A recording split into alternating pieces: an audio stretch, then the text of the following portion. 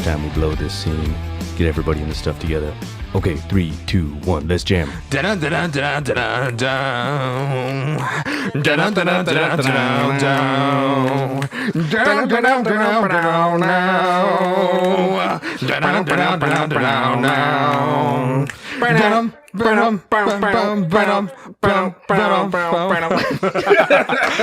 is Half a Clue TV review. Welcome, everybody.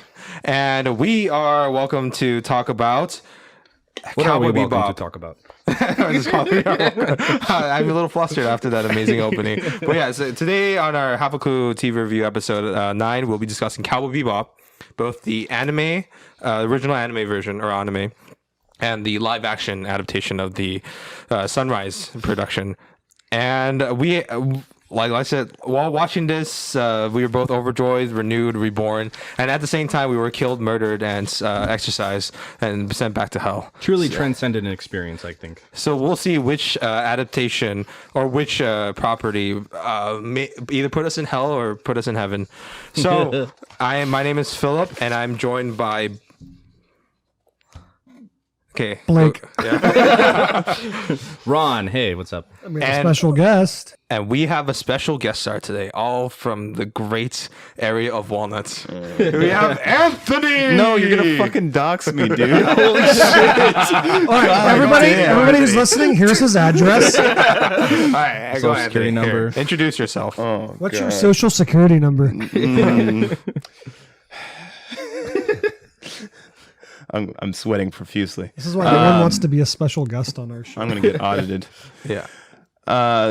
Yeah. So I'm a photo student of sorts, and have experience in photo paraphernalia and all that good stuff, and editing and doing color theory and all that good stuff. So Yeah, and hey, excellent photos. Check out his Instagram on is it Q Wolf?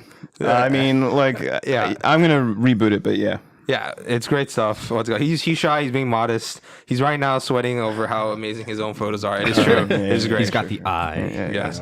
I'll What's it called? I'll just DM me. I'll give you his email, his address, his mother's phone maiden number, name. Yeah, social it's, security Yeah, number. his mother's maiden name. Whatever you want. Jesus his dick Christ. size very positive for HIV, stuff like that.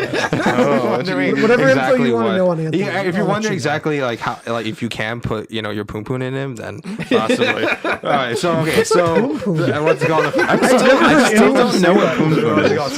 That's a first, What's yeah. it called? So the first thing we'll talk about, okay, so is just everyone's familiarity with Cowboy Bebop. How familiar are you guys with the original animated series? And when did you guys watch it? What are your feelings on it? I'm going to start off with Blake. I feel like I'm the worst person to start with, but okay. Exactly, that's why we started with you. You're zero. worst to best, you know? Zero. People go, "Hey Blake, do you watch anime?" And I say, "No, I don't drink Mountain Dew." I'm not an anime guy. So my experience with Cowboy Bebop prior to about a week ago was zero. But you've heard of it? I've heard I've heard of it. I mean, it's impossible not to have heard of it. I think it's like probably okay. So I'm not an anime guy. Can I ask you guys a question? Is this one of the most famous animes of all Yes, time? it is. Absolutely, Okay. yeah, It is. It's probably pinnacle. Like in terms of like this, like of the '90s, like that, Dragon Ball Z, Yeah, yeah. and it was even Yu Yu Hakusho. Particularly Dragon Ball Z and Cowboy Bebop were the two biggest in the '90s. Yeah. So I've heard of it. I've never watched it. I think I might have caught part of an episode like 15 years ago at a hotel one time. What were you doing in this hotel? Well, I was a little kid. Okay. Just taken into a hotel by adult, just Yeah, like... they were like, "Here, watch this." No. It was like a family vacation or something, and I think I was flipping through channels. And Okay. I was like, so yeah, I don't have very much experience with Cowboy Bebop or anime as a whole. Okay. What about you, Ron? So I've, of course, also heard of Cowboy Bebop before. Oh, we have an interesting history with Ron. Oh, yes. Okay, so I've been... These guys, by these guys, I mean Philip and Anthony, have been trying to get me to watch Cowboy Bebop for like 15 years. Like, I swear, I don't know. Yeah. They've been pressuring me been quite some time. to watch For this good show. reason. And yes, I understand. Yeah. And it's because, like, again, it fits a lot of the beats of a kind of a thing that I would enjoy. And, spoiler alert, I did. But, like, it's just like... So they gave me the Blu-ray back in the day. I think Anthony did first. He was like, "Here, watch this." I was like, "Okay." I went home. I watched like the first like 4 episodes or something, and then for some reason I just fell off. Like I just didn't watch it for like until Ever. like this week. For like 10 more years. Yeah, until like this week. And that was like, yeah, about 10 years ago. And then I gave you the Blu-ray. Eventually, it was just a lend, but I just got my own, so it was just a gift now. Yeah. And then, So now I may or may not still have Anthony's Blu-ray someplace, and I'm pretty sure I still have Philip's. oh yeah, well, if you don't, I'll be very sad.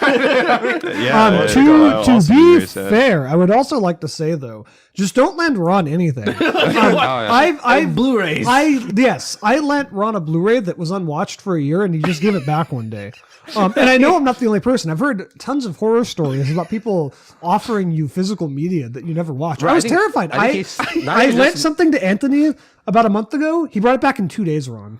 Watched. Let's go. Yeah, Okay. and the thing is, it's not just movies too. It's like I think. Well, I understand this. I just gave it to him just because I had an extra copy of Metal Gear God. Solid. You remember that, right? When I had it, I just gave it. Yes, okay. Yeah. No, you gave that to me, and I tried playing that right away, but it didn't work, and then that's how I found out my Yeah. fucking PlayStation Yeah, was that's right. I broken. remember I was that. like, Oh, that Yeah. sucks. And So- I remember. yeah. Anyway, what's like, called? you know- Moonlight, right? I remember Moonlight. Yeah, I still there. Moonlight's another That's horror fine, story. you keep it. Whatever. Okay. Anyway, back Killing to of this. a Though. Sacred Deer Yes, I Blu-ray. finally watched it this week, and I'm glad I did. It took 15 years and a podcast to be formed. Yeah, to Yeah.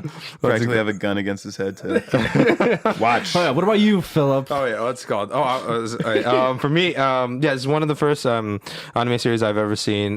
This Full Metal Alchemist and Dragon Ball Z were the first three. So all three have very even. I'm talking about the very original, not the Brotherhood one. I've watched, though I've come to love that after it came out. And the Rurouni Kenshin. Those are the four that I've watched as a Oh, kid. yeah. I would like Yeah. to add in that is actually the only other anime I've ever seen. Oh, okay. And I That's good. actually did enjoy it. Yeah. Those live action movies, by the way, actually pretty good. Yeah, surprisingly. what I've heard is Yeah. very good things about those. Particularly because of I forgot the sword choreographer. He's like legendary or something, and he uses actual techniques with like flair. Something that a lot of the live action series might have needed. Yeah, but We'll sure. get into that.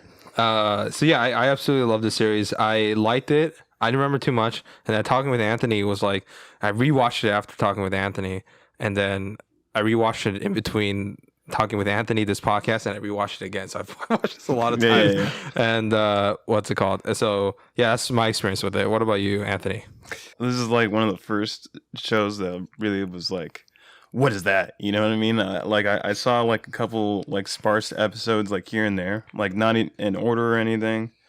And then I like, you know, went in like at the dead of night into my parents' kitchen.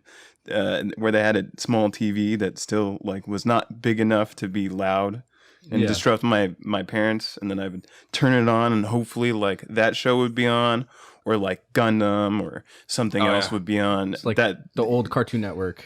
The What is Toonami, it? right? Toonami, yeah. Which they brought it back. I've heard. yeah. That's awesome. But this particular show was on Adult Swim, so I could only see it at those times. It Right. was very difficult to find it or to see the right time or whatever. Yeah, So I I'd remember have to be diligent to like try to fucking see it. So that's how I got exposed to it, and then eventually I was able to pull it off the internet and actually finally watch the entire series In it's chronological, in yeah. Because chronological when I order. first watched it as a kid, it was like random episodes, Totally out of Yeah. order. Like I would watch. It was what's it called? Ballad of Fallen Angels before the Asteroid Blues, Oh, because of like as a kid, like they wouldn't air it in order and stuff like that. And then I would watch the it was the final two episodes, the Real Folk Blues, and then the week after they would do the Jupiter Jazz episode where I'm just like, wait, I thought Jesus. Vicious died. I was like, what happened? This is all messed up, bad show. I'm just kidding, I didn't think that, but I was like, what the fuck? Funny enough, I think that this is one of those shows you could actually jump in and out of, like different episodes out of order. It depends Some on of the them. episode. Yeah, really. Yeah, like There's obviously only not two the. sequential episodes. There's, like two. I'd say there's more than that. Are there more than that? Yeah, I mean, feel because I guess you do have to watch in order because like certain characters like Ed doesn't pop until True. Yeah, Giant with That is Edward true. and I stuff. feel like you can mostly jump through this, but there's like maybe like 5 or 6 couple, episodes that yeah. they're like Yeah, that you really have to watch. You have to in have order. yeah, and context also for that. the Faye Yeah. storyline, right? Oh, yeah, yeah. with Faye. Yeah, it's Love actually it. maybe not. Maybe you should watch it in order. There's a good Yeah. chunk. Yeah, there, there's but- some, There's a good- like, there's a good like, amount you by can watch Pierre out. LeFou, which we'll get into, favorite episodes. Scared of Like you cats. could just watch that, like, and again. Oh yeah, you can grab it out of nowhere. And then what's for our sound mixer, Miles? You want to just give your brief into? Yeah. So I watched this pretty late into the game, actually. Yeah, I didn't watch it until like 3 or 4 years ago, I don't think. But I've really enjoyed it. And out of one of the things that really surprised me about it is at that point, I had been watching a lot of subtitled anime, even when there was dubbed stuff available, just because in general, the dubs tended to not be as good. Yeah. And I went into this. That's being nice. Those are usually terrible. Yeah. And I went into this and the English dub was amazing. And honestly, that's one of the things that really drew me into it, because I felt like I could watch it without having to put 100% of my attention into it. So I was like, okay, I'll start watching this. This is, good dub, things like that. And I got so drawn in that I couldn't just use half of my brain to watch it because it was so interesting. And overall, it was one of the best animes that I had watched up to that point. Yeah. Completely agree. That's Scott. All right. So, brief background on the original Cowboy Bebop anime series that came out. It's what's called technically created by it's Hayate or something. It's this pseudonym they give for the Sunrise staff. They don't want to give a credit to any specific person. That'd be terrible. But it's basically Shinichiro Watanabe.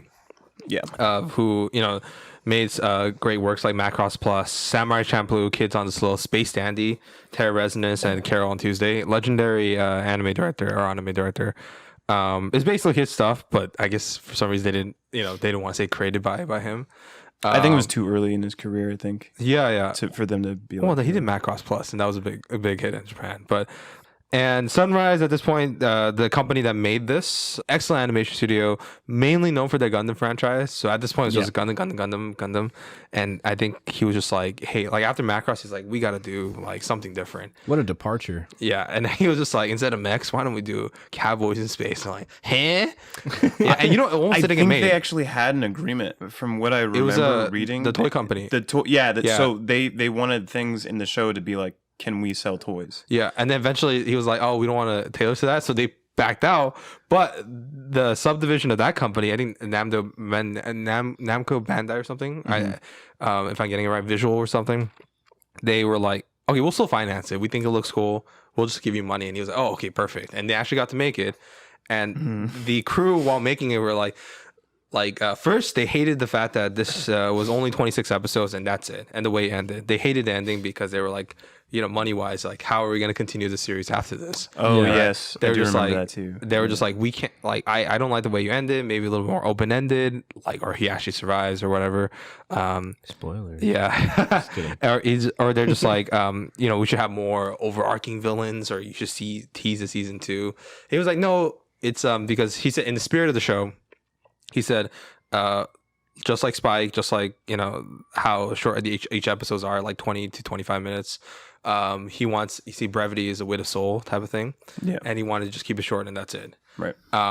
And so a lot of pushback from that. And also like he had to rally the animations, like the animators who were like, oh my gosh. Because at 1990s, it's just like for TV too. Yeah. It's like super high quality. I was going to say with stuff like Dragon Ball being like the biggest anime at the time, which is known for stretching everything fucking out. It's like 5 episodes of fight, like where it's like or literally an episode of them powering up. I'm powering up. Yeah. You're powering up. We're powering up. This show is like revolutionary. Like it just feels like so like, oh shit, like this is just like super quick, smooth animation. The fight scenes. Yes. Oh fuck. Like on the technical the fight level. scenes are very... Holy crap! I'm sure you're gonna get to that. Sorry if I'm jumping. Oh no, that's fine. Yeah. We can just briefly talk about that. Yeah, I agree. So it's like, so they were like, stressed out, and then also, for the animators, like, we're never gonna get back to Gundam, and then so they just didn't really believe him. So he had to go in like, guys, look. He all brings them together. He cooks them ramen, and not even joking. He cooks them ramen, gives them treats from the local store, and they're like,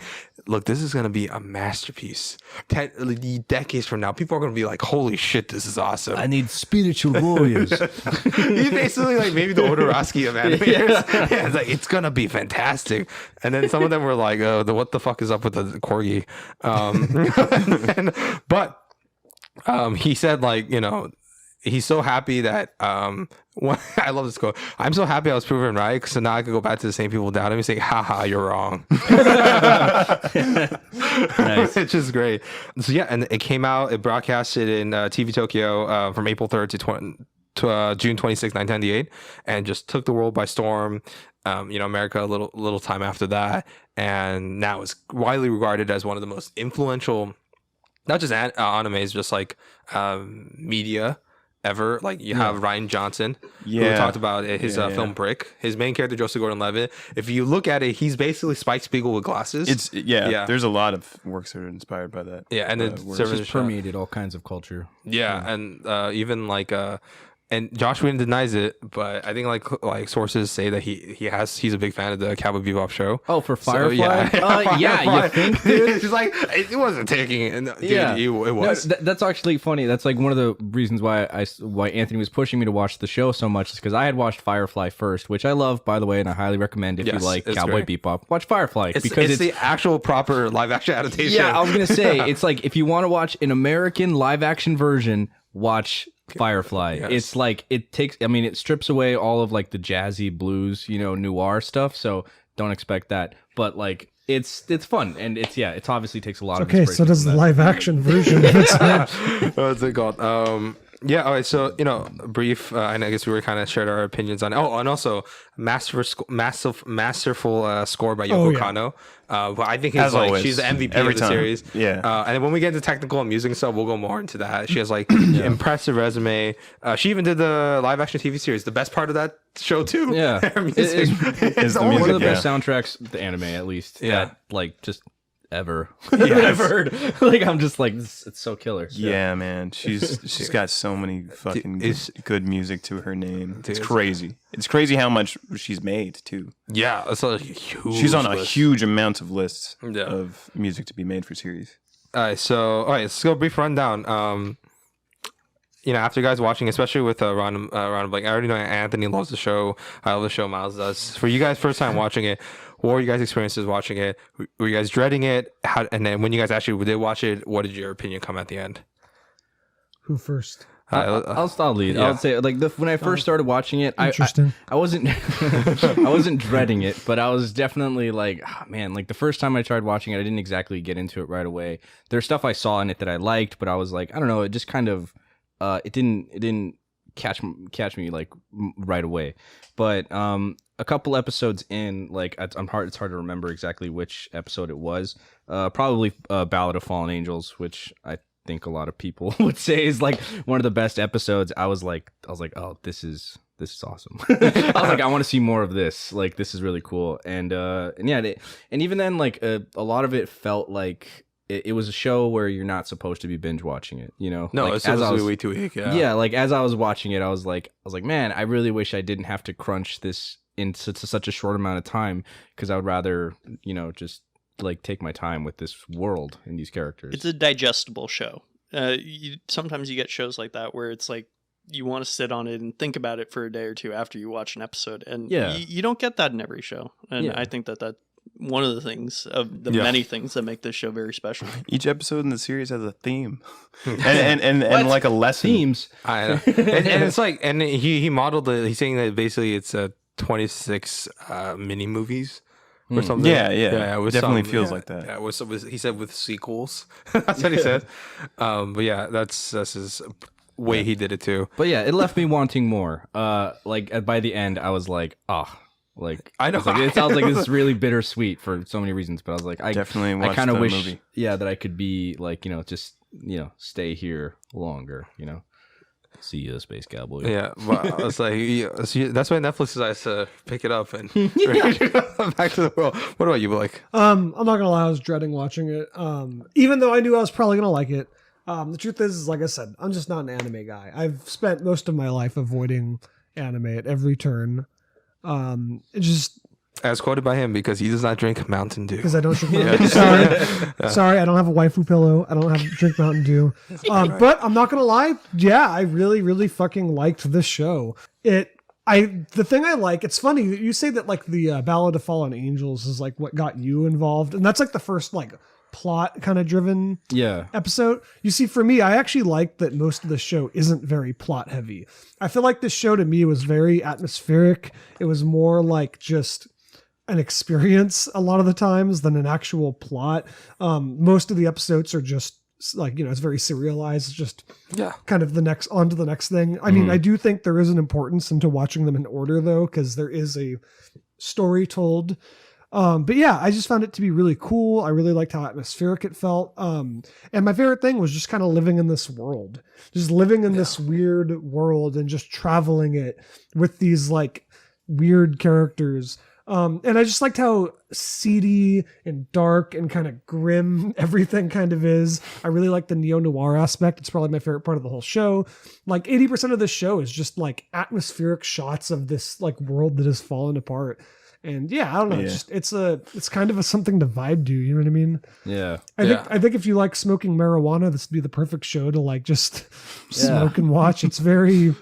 I don't know. I can see that. Definitely, yeah. I feel like it's a very chill, not exactly chill, but like it's something. Yeah, you definitely want to like, just take your time with. Yeah, on to that point, this is not a show for binging. No. This is definitely a show that I wish I could have watched over the course of like a year. To be fair, I put it on the schedule for a long time. I know. I gave a lot of time. To be fair, we're also watching like 3 other series and like 5-6 movies in that time. All right, you had no Just saying. excuses. You had the Just Blu-ray saying. 10 years ago. Yeah, so okay, you could have spaced it out. All right, 10 years. They delayed this episode for a while too.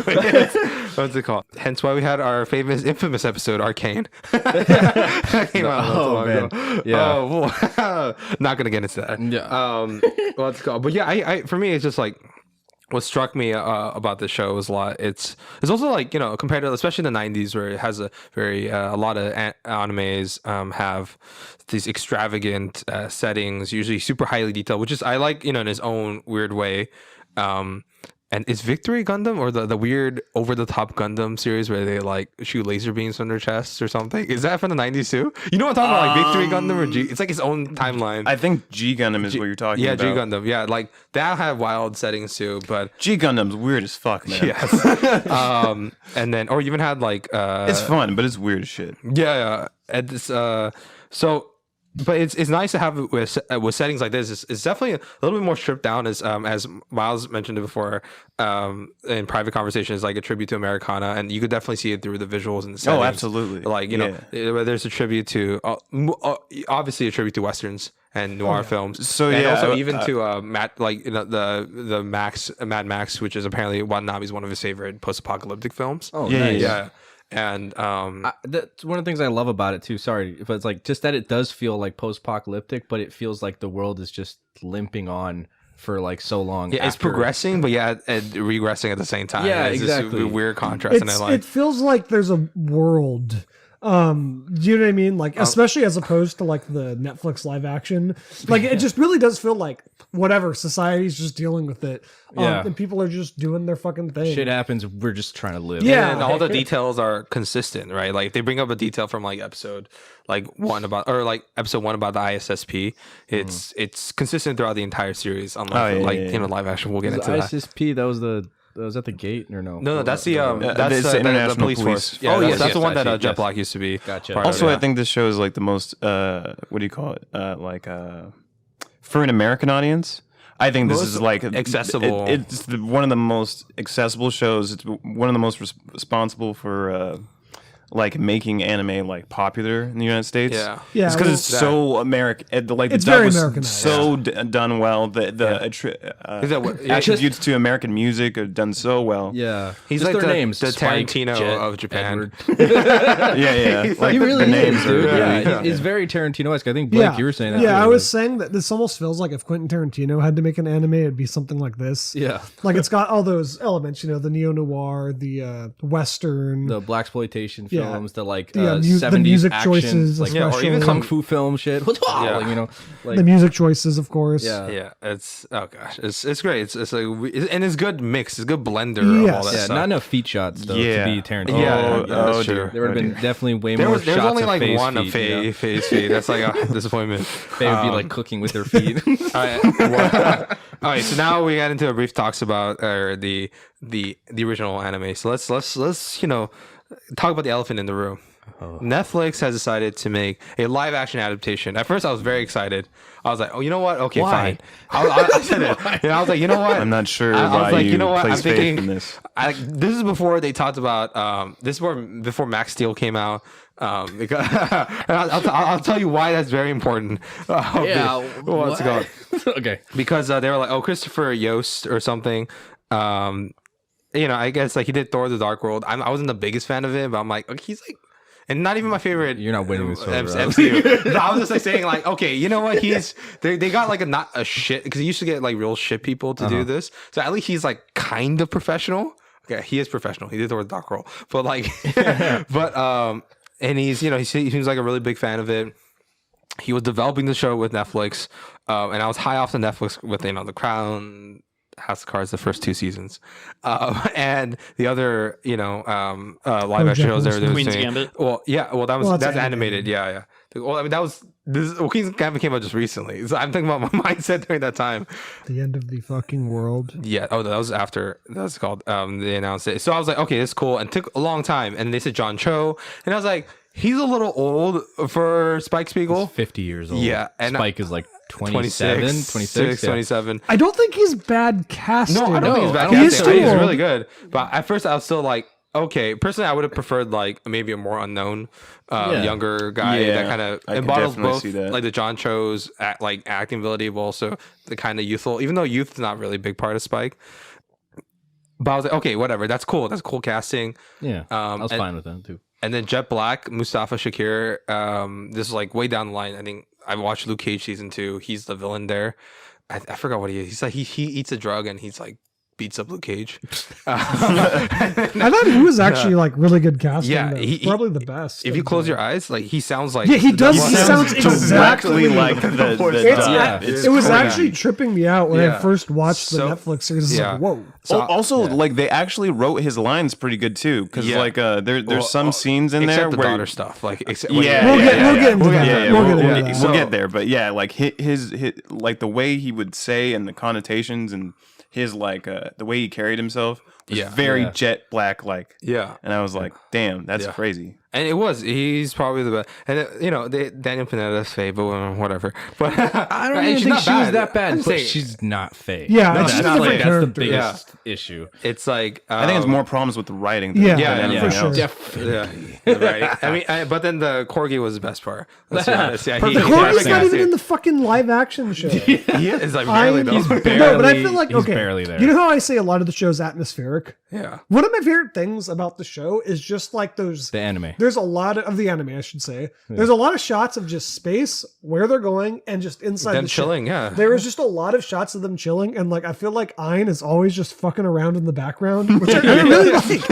In live action, they didn't Like, do that because yeah. they're lazy. It really, I'm like, it's a fucking dog. It literally can just be sitting around, And that's all it like, needs to do. Yeah, we don't need it to be like pushing buttons and like doing shit. Like it could just be in the background. I'm serious. You got they're like all because I guess like I saw the BTS and it's a lot of like them trying to defend the show, right? They're like, oh, he wasn't listening and all that stuff. I'm like, I don't give a fuck. I him don't a give dog. a fuck. Get a dog trainer. And 2, Hachiko Monogatari had like a $500,000 budget. This show is supposed to be like 100 million plus or something. And you're telling me that a Japanese 1980s film with $500,000 is able to train Hachiko, who's in every fucking frame of the film, to do exactly what they want when this one you can't even have a dog sit on the fucking floor?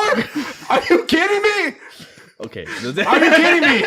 let's get it. $100 million. You can't get a dog to sit on the floor. $100 million. What the fuck is wrong with you? Do you have strong opinions on this, Philip? What is wrong Do with you have guys? strong opinions on this? Okay, anyway, so So yeah, so there's that. Really so- quick, you know, for the Netflix Avatar: The Last Airbender, they're gonna cast John Cho as Aang. That's hilarious. No, they already did cast. That joke would have worked gonna if they be didn't, John Cho. they didn't announce the casting already. What's it called? Which we'll talk about one day. But I'm dreading it. But yeah, but this was a real kicker where my hope was like almost dying. They announced Andrew Nemec as the showrunner, and even though I like Mission Impossible Ghost Protocol, he was responsible for bringing us the Michael Bay Teenage Mutant Ninja Turtle films. Oh shit! And I was like, oh my gosh, what the fuck? But they were like, they're showing like stills, they're showing pictures, the enthusiasm. When they started showing the stills and stuff, I was like, okay, it seems like they're really trying to stick to the source material, right? They're trying to actually bring it to life. I'm like, hey, he looks like Boy, were we wrong. I was like, oh, he looks like Jett, and she looks like mostly like Faye. That's fine. Like, I understand Kind of. they're not going to make her super sexualized. Like, I and get also it. I guess it's not practical. It's not really practical. No. Let's be honest. It's like she just does She one explodes kick. everywhere. Yeah. It's like that's fine. Whatever. I mean, she could have. Whatever. That's a whole. We'll just get to it's a that whole discussion thing, later. yes. But whatever. I'm like, they got the corgi. Cool. Like, I was like, hey, that's not bad. Yeah. And then even the trailer. The trailer. It's not even the trailer. It was the opening. The opening, which is the only part that I like about live action. Even then, I was like, I don't It's know not how as good. I feel about this. It's not as Really? You're talking about the opening scene to the series? No, the opening. Oh, you mean the actual- Like, yeah. I give them props for Trying. to recreate Yeah, it. I was like, Yeah. wow. They're like, this shows at least a lot of effort into how much they're really trying to pull this off. So I'm like, okay, there's a little bit more credence here. Let's see what happens. So I was still just holding on to the hope because I mean, please, for fuck's sakes, this could be great. Because for the longest time, they're trying to make a live action with Keanu Reeves when he was young, when he was really young, when he was really young. Oh, that would have been perfect. Yeah, that would have been perfect casting, right? Yeah, there's that would've pictures been of really him as Spike Spiegel, him just his own weird, or it's edited, but it looks like his Constantine, but they replaced his hair with Spike. I'm like, that's perfect. That's perfect. But whatever, fuck it. Oh, fucking shits. But it's gonna be the final review. Whatever, fuck it. so. Should we just call it a show? Yeah, exactly. So it's just it, and then the reviews came out and they were terrible, and I was like, oh my gosh.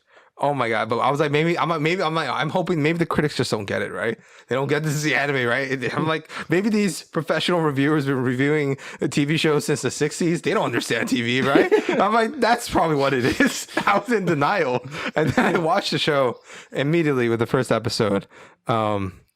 I'm just a humble bounty hunter, ma'am. Oh my gosh, my balls are ripped apart in the worst possible ways. It's funny that you had any expectation because, well, I should say it doesn't really matter because I'm not a huge. I mean, I like it a lot, but I'm not you guys. I'm not like someone that watched this show 20 years ago. But 5 episodes in, I was like, I like this a lot. This can't be adapted into live action. That was one of my thoughts. Was this cannot be adapted. I mean, it could be adapted into live action, but I think my thought was more this, as it is, cannot be adapted into a 10-episode Netflix epic because it's Absolutely. not that at all. In fact, I think that part of the original show, what makes it so great is that it's not really an epic until it is. There's an entire fucking episode about how we left a mold in the fridge. Right, it's an alien reference, right? Yeah, it's like Alien but with a mold. Yeah. A lot of anime has fucking baseball episodes.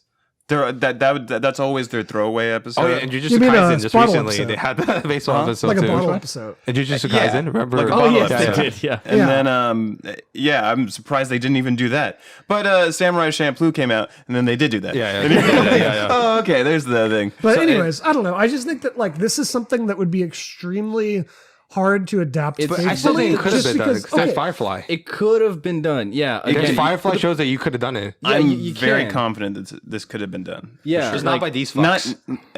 Not everything. I was gonna say and not by them. With Firefly, you get that same laid back feeling. They're going from planet to planet. They're dealing with jobs. There's kind of an overarching story, but not really. It's mostly just going on a serialized adventure with this crew in space, and it works. But it takes its time. It wasn't meant to be a single binge watchable show, which is what I think the Netflix format is so bad for it because Netflix wants people to sit down and watch this show for 8 hours straight. They want people to binge this shit. And it's that's the exact opposite of what the show is meant for, originally. So the live action show, for one thing, it was too witty. They replaced a lot of nihilism. I don't even think it was witty. No, a lot of nihilism and kind of dark, kind of sadness and that underlying sadness that you felt in the original anime, where it felt very open, they were kind of just drifting through space, and they added a lot of what they would consider to be witty banter, to the show. Oh yeah, and they tried to make it a lot more fun and funny, and kind of add comedy elements to it. And the funny parts of the original anime didn't come out of them trying to be funny. It came out of, that very sad, dark place that they were trying to There's a create. lot of dark humor and stuff. Yeah. You mean Netflix is trying to appeal to the lowest common denominator of Exactly. If That's I'm how it not always surprised. happens. Okay. If we're gonna go like full fledged into criticisms of like the live action, or do we want to hold that off?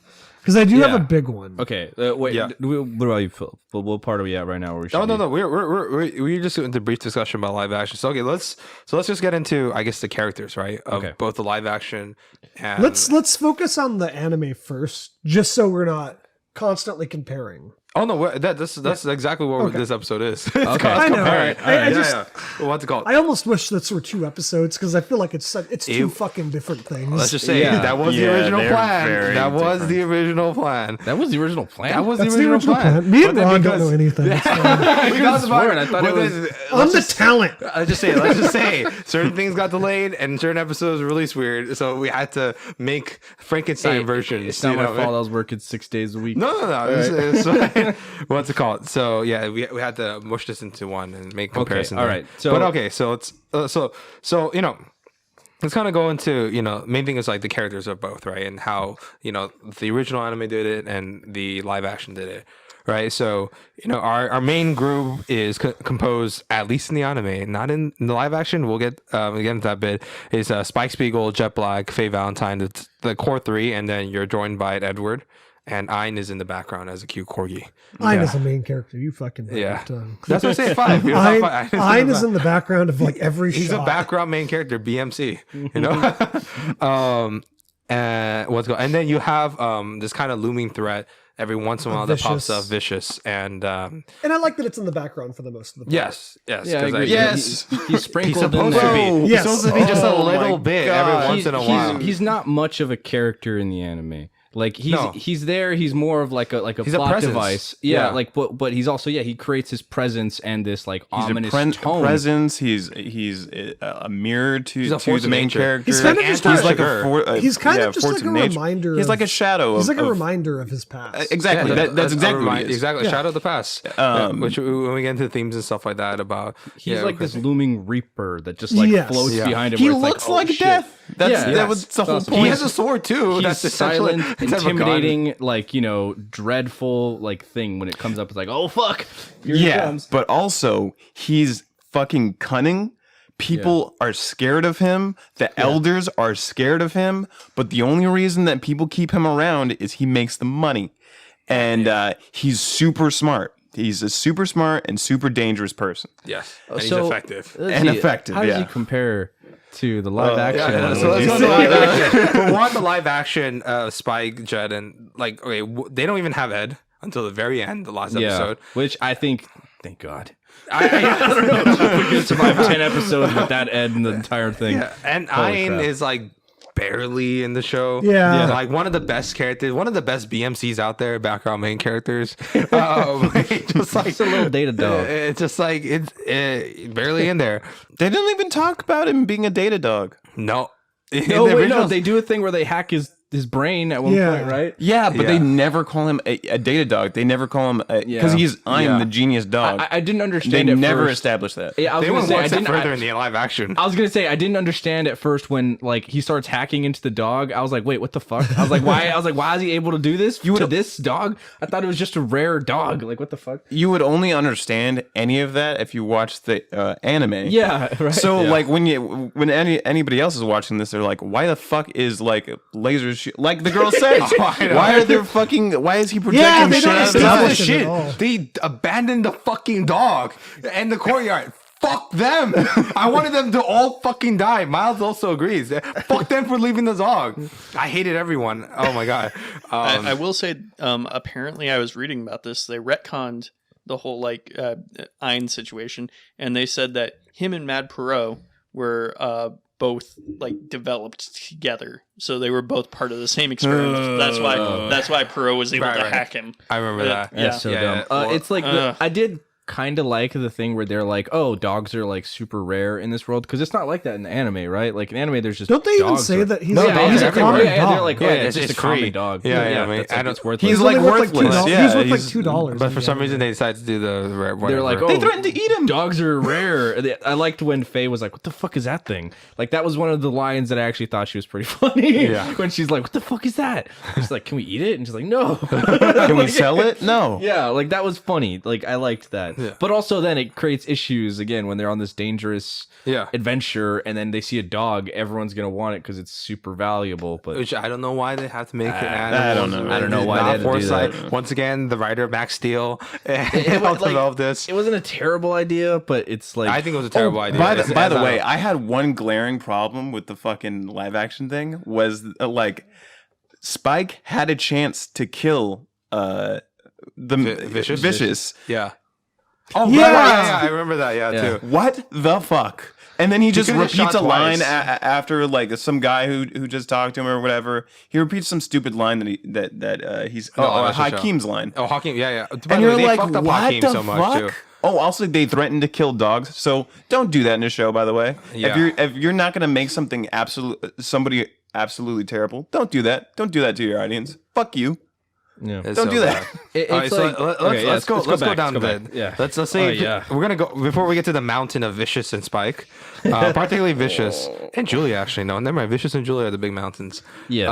Yeah. So yeah, very. okay, so let's go with first Spike. I think they got the part of like him sleeping and always wanting noodles and smoking and stuff. They got like that kind of down. I don't whatever, even. It felt but like it's like not as. but it felt forced. I mean, it didn't feel Yeah. as naturalistic as the original. Where like in the anime, he's like you see his belly rumbling, and then he'd be like, okay, where's food? Yeah, because they there's just, barely like- have enough cash for Yeah, food that's something constantly. they don't. They kind of try to play up in the live action, but don't. But I really like in the original, in the anime, they kind of suck at their jobs. Like I feel like they. Oh Never no! get If paid. anything, they're too good. Yeah, but they never get paid out. Yeah, That's they never get paid Yeah, out. yeah. They- There's always some sort of some kind of shit always goes happens. down. Yeah, Or it even goes like wrong. There's something terrible always happens, and they never get paid out, and they're always hungry.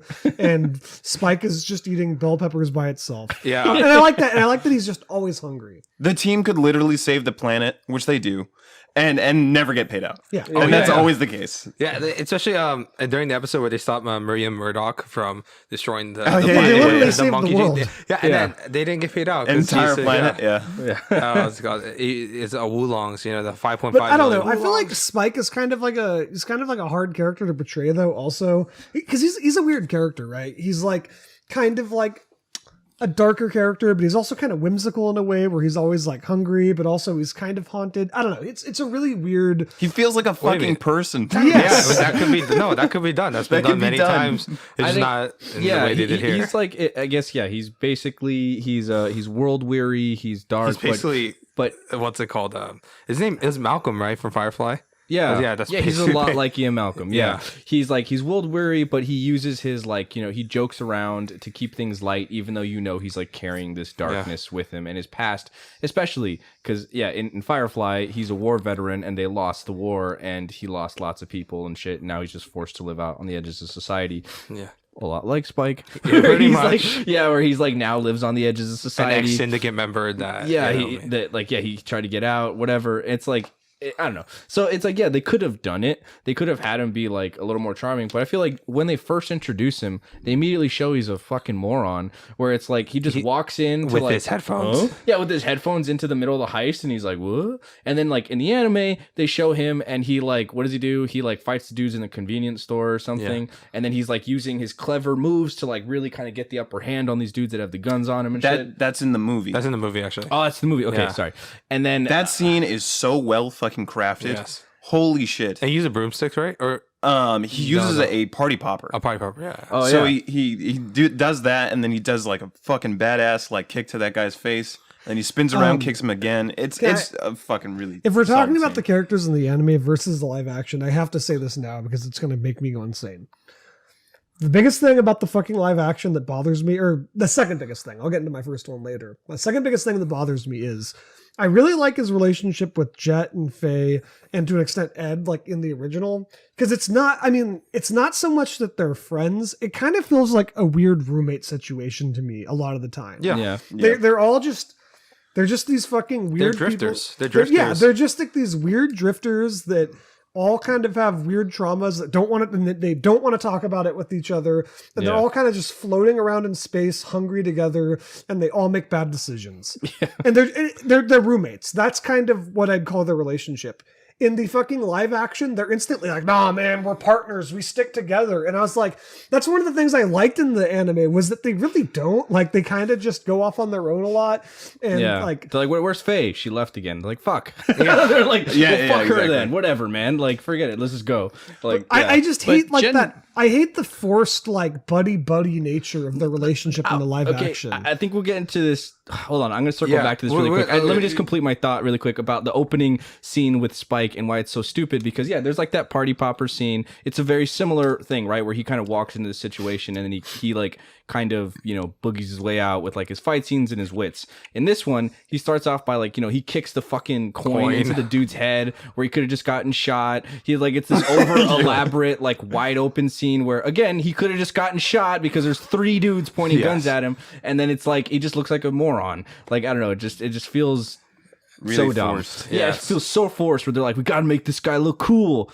First thing, how do we make him look cool? Have him take down a bunch of dudes with guns with like a coin. It's just like, It's so bad. But even then, and just really speak to Blake's point, like, I feel like that's one of the things I did like about the Netflix show. But again, it's not Cowboy Bebop. That's the problem. Is that like it's like if it was a different sci-fi show on Netflix, just about these people in space that are kind of buddies, but like they have this good chemistry. Because I think the cast does really have good chemistry with each other. I was like, I could see this enjoying this, but the fact that it's labeled fucking Cowboy Bebop, and I'm like, that's not what these people are. It's like, I don't know. It bugged the shit. Or like, there's the whole. Sorry, Miles. I swear to God, I'm almost done. There's the whole thing. It's like the second episode of the Netflix series. Like the entire time, fucking Jett just keeps telling Spike, "Hey man, we're partners. Hey man, we're partners." Like the vibe I got in like fucking the anime is like it's more like Jett was his landlord. Like you know what I mean? It feels like more like he's leasing him a bedroom in his spaceship than partners. In literally fact, in the last episode, in the last episode, he says, "I don't care. This is my ship. It's got ruined. Good riddance." Like one of my favorite things. They throw it away. One of my favorite parts about the last fucking episode in the anime is just the fact that Spike's like, "Hey, I got to go do this horrible, dangerous thing," and Jett's like, "You probably shouldn't." And then he's like, "I don't care. I'm going to anyways." And then then Jett's basically just like, "Okay." Like he can't stop him, and he's certainly not going to go into battle with him. You know what I mean? Yeah. I don't know. I just feel like the forced camaraderie. It really annoys me because that's like the thing I liked about the original anime is that they weren't so much a family as they were just like drifters cohabiting a place yes, together. They all kind of just live on that ship by chance, basically. So I got to respond to the thing that Ron one said. last thing. No, I'm just fucking. I got to respond to the thing that Ron said about this. Like, could be good if it wasn't labeled Cowboy Bebop. I don't think that's the case. Because I do agree. I had 2 people who had never seen Cowboy Bebop, like knew nothing about Cowboy Bebop, watch through this TV show, like the live action one. And I asked them what they thought about it, and they were like, "Yeah, that wasn't a good show."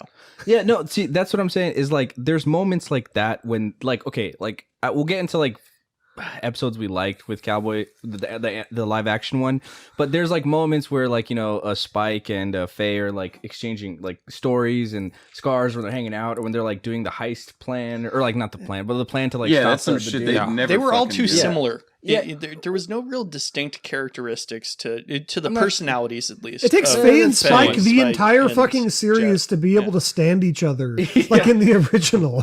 Yeah, but I'm just saying, like, I feel like they, like, when they're doing things like that, which is not what happens in the anime, that's when they're strongest. But when they try to emulate what happens in the anime, when they're trying to, like, do shit like Edward or whatever, then that's when the show just really fucking falls apart. When they try doing something like Vicious, it's like, this is shit. And it's like, just if they just hadn't done that. Yes. Oh yeah. If they just hadn't done that. Like, So let's get to cap off what he was saying is like they build that buddy relationship that they want to build, right? And then they throw it the fuck away at the end where they're like, oh yeah, like you're alive, but fuck you anyway. Exactly. Well, I'm assuming that's something they're gonna resolve. Wait, so weren't you building towards this whole thing, and then now they're just gonna toss that to the wayside? I assume that's like, something what they're going the to deal fuck? with in the season 2. It was just incredibly. I mean, it was incredibly forced. But so let's. And we'll get into what the catalyst for the deterioration between the Spike Spiegel and Jet Black's relationship, which is one of my least favorite like added elements to the show. yes. God, But yeah. but- Like what the fuck? And so let's talk about one of the last things of Spike Spiegel that apparently controversial amongst the fans is his new added backstory. Right, in the original animated series, it's like you only see him flashes, particularly in Ballad of Fallen Angel, as he is thrown out of the there's chapel. an entire episode just about his backstory. Yes, and his name was not Spike; it was Fearless. Oh God, Is yeah, that Fearless? dude. Oh, wait, what? let me do Why? Vicious's thing. It's just Fearless. All the minions, Fearless, Fearless. Fearless. Looks like the Also, dad I from, guess this is a Harry good time to Potter. mention how they ruined Mao Yanrai. Yes. Oh yeah. Yeah. God, fucking Jesus Oh, yeah. Christ, man. Oh, we'll Like get they- into that. There's so many good characters All right, that well, we haven't got the side characters. They Let's changed, focus they on- distorted, Yes. they wrote a new backstory, they added a fucking weird character that I don't even understand. Yeah. Even for like 2 seconds. Then, Let's Yes. focus on the just finish this because we're gonna one by one. I'm getting angry. Yes. So Spike, so Spike, they added his whole fearless backstory. And It's so him and stupid. Vicious Even were the not name's just stupid. best friends; they were brothers. You know, Yeah. he's an orphan. He was an orphan named Fearless. That was #1 assassin. His also brothers are Vicious, and just wow. So it's just a lot of different shit they added, and I think in a weird way, over explaining this character's mysterious past, it kind of takes away some of the allure. Oh, can we Yeah. talk about Darth Maul? Can we talk no, Darth Sidious We'll go or into whatever? that bit. We're gonna go Yeah, to like, Spike what the- Spiegel, Jeff again, and so that's my thing. So you guys, I'm assuming you guys didn't like the extra backstory either, right? No, because yeah, fuck no. I liked the lack of backstory in the original series. Because if one of the biggest themes about like the original anime, to me at least, was like basically having a past and choosing on whether or not you're going to dwell on it. So I don't know. I like the fact that we don't really know that much. We know that he was a criminal. We know he was partners with Vicious. We know there was something with Julia, but we don't get into like the specifics. Yeah, I because don't you know. don't need to. Yeah, you don't need to. It's No. subtle, and And It's it's just- supposed to be like memories are like I know cinema cartography talked about it. Is that past and nostalgia are these chains that buckle us down and stop us from progressing. And that's why like kind of like Ed's dad in the original anime series. He's just stuck on Earth trying to make a map and chasing the asteroids. in all three of these guys, Spike, Jet, and Faye, that is like their fatal flaw. Pretty much is that they can't get over their past. Yeah, their past. It's like you'll carry that weight. That Which, sentiment. by the way they fucking misuse that shit. I actually got upset. And We'll it's- talk about that. We'll talk about that. And it's like, and it's supposed to be like, as you know, as mentioned before, it's like a shadow. It's just a looming thing they're trying to forget, but it just keeps on creeping up. And it visually, it pops up like a shadow in like brief glimpses, right? Even Jet, he doesn't get like extensive flashbacks either. It's just like glimpses into his past. Yeah. We have other people talking about it, right? And I do like that the yeah. original anime series is very restrained on flashbacks. Yes. Oh, not in the live action. Literal Yeah, flashbacks. a little entire flash. Flash. Flashback. That's episode 9. I love all the Jet-centric episodes in the original series, by the way. Yes, they I were think good. of the centric episodes, he was always my favorite. I don't know, just like this. Jet Black is a very cool character. Yeah. So yeah, that's my problem with Spike. So now let's get into Jet. And okay, for the most part, I think Mustafa Shakir It's killed good it. casting, yeah. Yeah, he killed it. Oh yeah. Perfectly Easily cast, the dude. best. Like part of that physically show. imposing. He's a great actor. He has a I'm sorry. warmness to Before him. I forget this, I do have to bring this up. I feel like in the original anime, there was an age difference between the two of them, which I kind of liked. Not that they ever played into it or anything, but I always just felt like Jet was older and Spike was younger. And then in this, they kind of look like they're the same age. yeah. Yeah, Which they I probably don't- are. I think I think John if Cho's anything, older. Yeah, I think John Yeah. Cho's older, right, than Mustafa Yeah. Shakir. So I don't know. That just kind of bothered me a little bit. No, I Yeah. get that. I feel like it fucks with their dynamic. I think that It used to be like almost like an Mustafa uncle. Shakir like does a great job of still trying to have like that father kind of presence around. Yeah, where but it's he's- so fucking weird because they're like the same age. yeah, Or if it any- is. Yeah, Yeah. it's off. And it's like, and it's. I mean, I get it. John Cho did a really good job, and he's super dedicated. And I get it. He did as best as he could. But just Absolutely. sometimes, Yeah, I don't- biologically, there's I think times he there's tried. past. I don't think any of the actors in this show like No one was bad. the faults Some- on their side. some of the side supporting actors. Oh yeah, for sure. but I the main- agree there. Yeah. But yeah, so Jet Black, one of my things, oh my gosh, even though Mustafa Shakir killed it and he sounds like the dub, the fucking daughter bullshit and the fucking ex-wife and fucking husband, whatever, rival husband who's also a cop. yeah, it's what the super fuck annoying. is this? What are you doing to my childhood? Philip, do you have strong You're opinions on ripping this? off the ass of my childhood and penetrating this big Netflix bone in it. Fuck you guys. What did you guys do? Seriously. Okay, so I Quick think word. I yeah, waited 20 years for this shit. I think quick Philip's triggered. Quick word. This bothers me. The daughter thing. And here's my biggest reason why. One of the things that fucking made sense to me on the original anime was that, you know, Jet Black and Spike, I mean, they were probably just alone for a while. They're just drifting in space. And part of the reason that made sense to me was because Jet Black didn't particularly have anything to go back to. Yeah, Like he's right. got his ex-girlfriend, I guess, but like other than that, like, you know, he's not a cop anymore. He doesn't have a woman or children or anything. So he's like, fuck it. He's a drifter. I'm a drift in space with this dude and we'll hit up bars and occasionally get into shootouts. Yeah, But like, if he has a daughter, wouldn't that like completely make Yeah. him not want to do that at all? Exactly. Yeah. Out of all the careers he could have chosen, Dude, Yeah. the scene where like He should just be like working at like a grocery store. Something safe. He's got a child. Remember when the like the Russian is showing up or looking for them or whatever, and or the mink.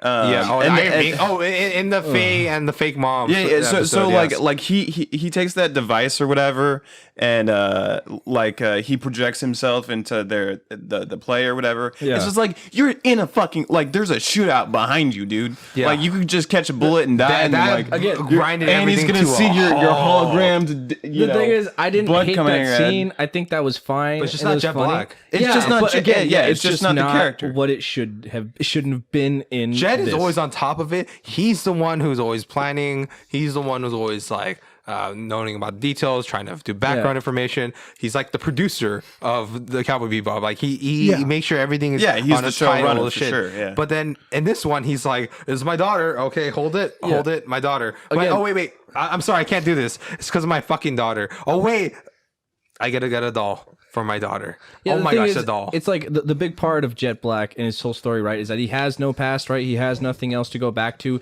He has this romanticized version of what his relationship was like with this woman before he eventually goes back and sees the reality. She's like, no, this relationship actually sucked. You know, sorry. And he's just like, fuck. Like, now I really have like nothing. Yeah. And that's tragic. But again, with this, he has his daughter. His daughter is always there. He's always going to be a dad, no matter what. Like, he's always going to be connected to this past that is still going to be relevant for the rest of his life, Unless no she matter dies. what. Yeah, actually, you know, season 2 fixes. I would have been okay with it. First episode, the syndicate kills off his ex-wife. Yeah, right? The Like, husband that would have and been the daughter. fucked up. But, like, if Vicious actually just fucking killed his daughter, that would have been heartbreaking. And that would have actually gave so much more weight to this guy. Because it's like, again, all these characters, they feel like they're just dragged down by their past and their weight in the anime. And in the live action show, they seem mostly fine. They're not like, yeah. they're not particularly tortured. No. Because I think that's what makes I would ultimately call Cowboy Bebop like the anime kind of a tragedy. Yeah. With how it ends. I mean, especially how it ends. And you know, I was never even like, Faye always annoyed me, to be honest, but her last conversation I love her last conversation with Spike, where she's basically just like, you don't have to do this.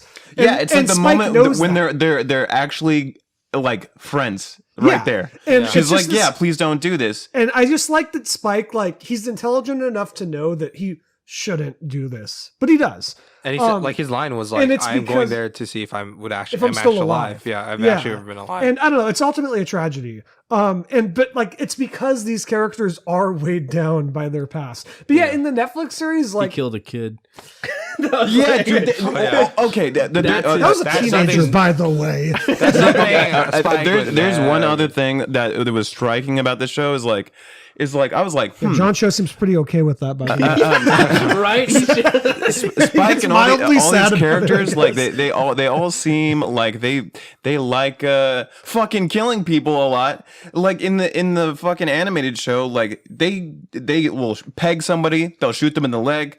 They're trying to capture people. Yeah, they purposely make an effort not to do it. Not to kill them. And then these motherfuckers just like rain down bullets on everybody. I like that they did that where they're like if you kill someone, you don't get the bounty or whatever. Most of them are wanted alive. Yeah. So that makes it more like interesting because it's harder to do that. It's like like Hateful Eight where the hangman always brings them back alive, and they're like that makes it so much harder. Like why don't you just kill them? So it's like the hangman needs a job. Yeah, right. Like it makes it that much more like it raises the stakes are higher. Yes. Yeah, and it's like the killing spree is fucking absolutely ridiculous. They just shoot the shit out of people. I mean, to be fair, in the original anime, pretty much everyone dies too, though. Yeah. No, I mean, I know what you're saying. Like external factors that are not because of them, right? Like it's when they're forced to kill somebody, they will kill them, and there's bounties where it says dead or alive, which is fine.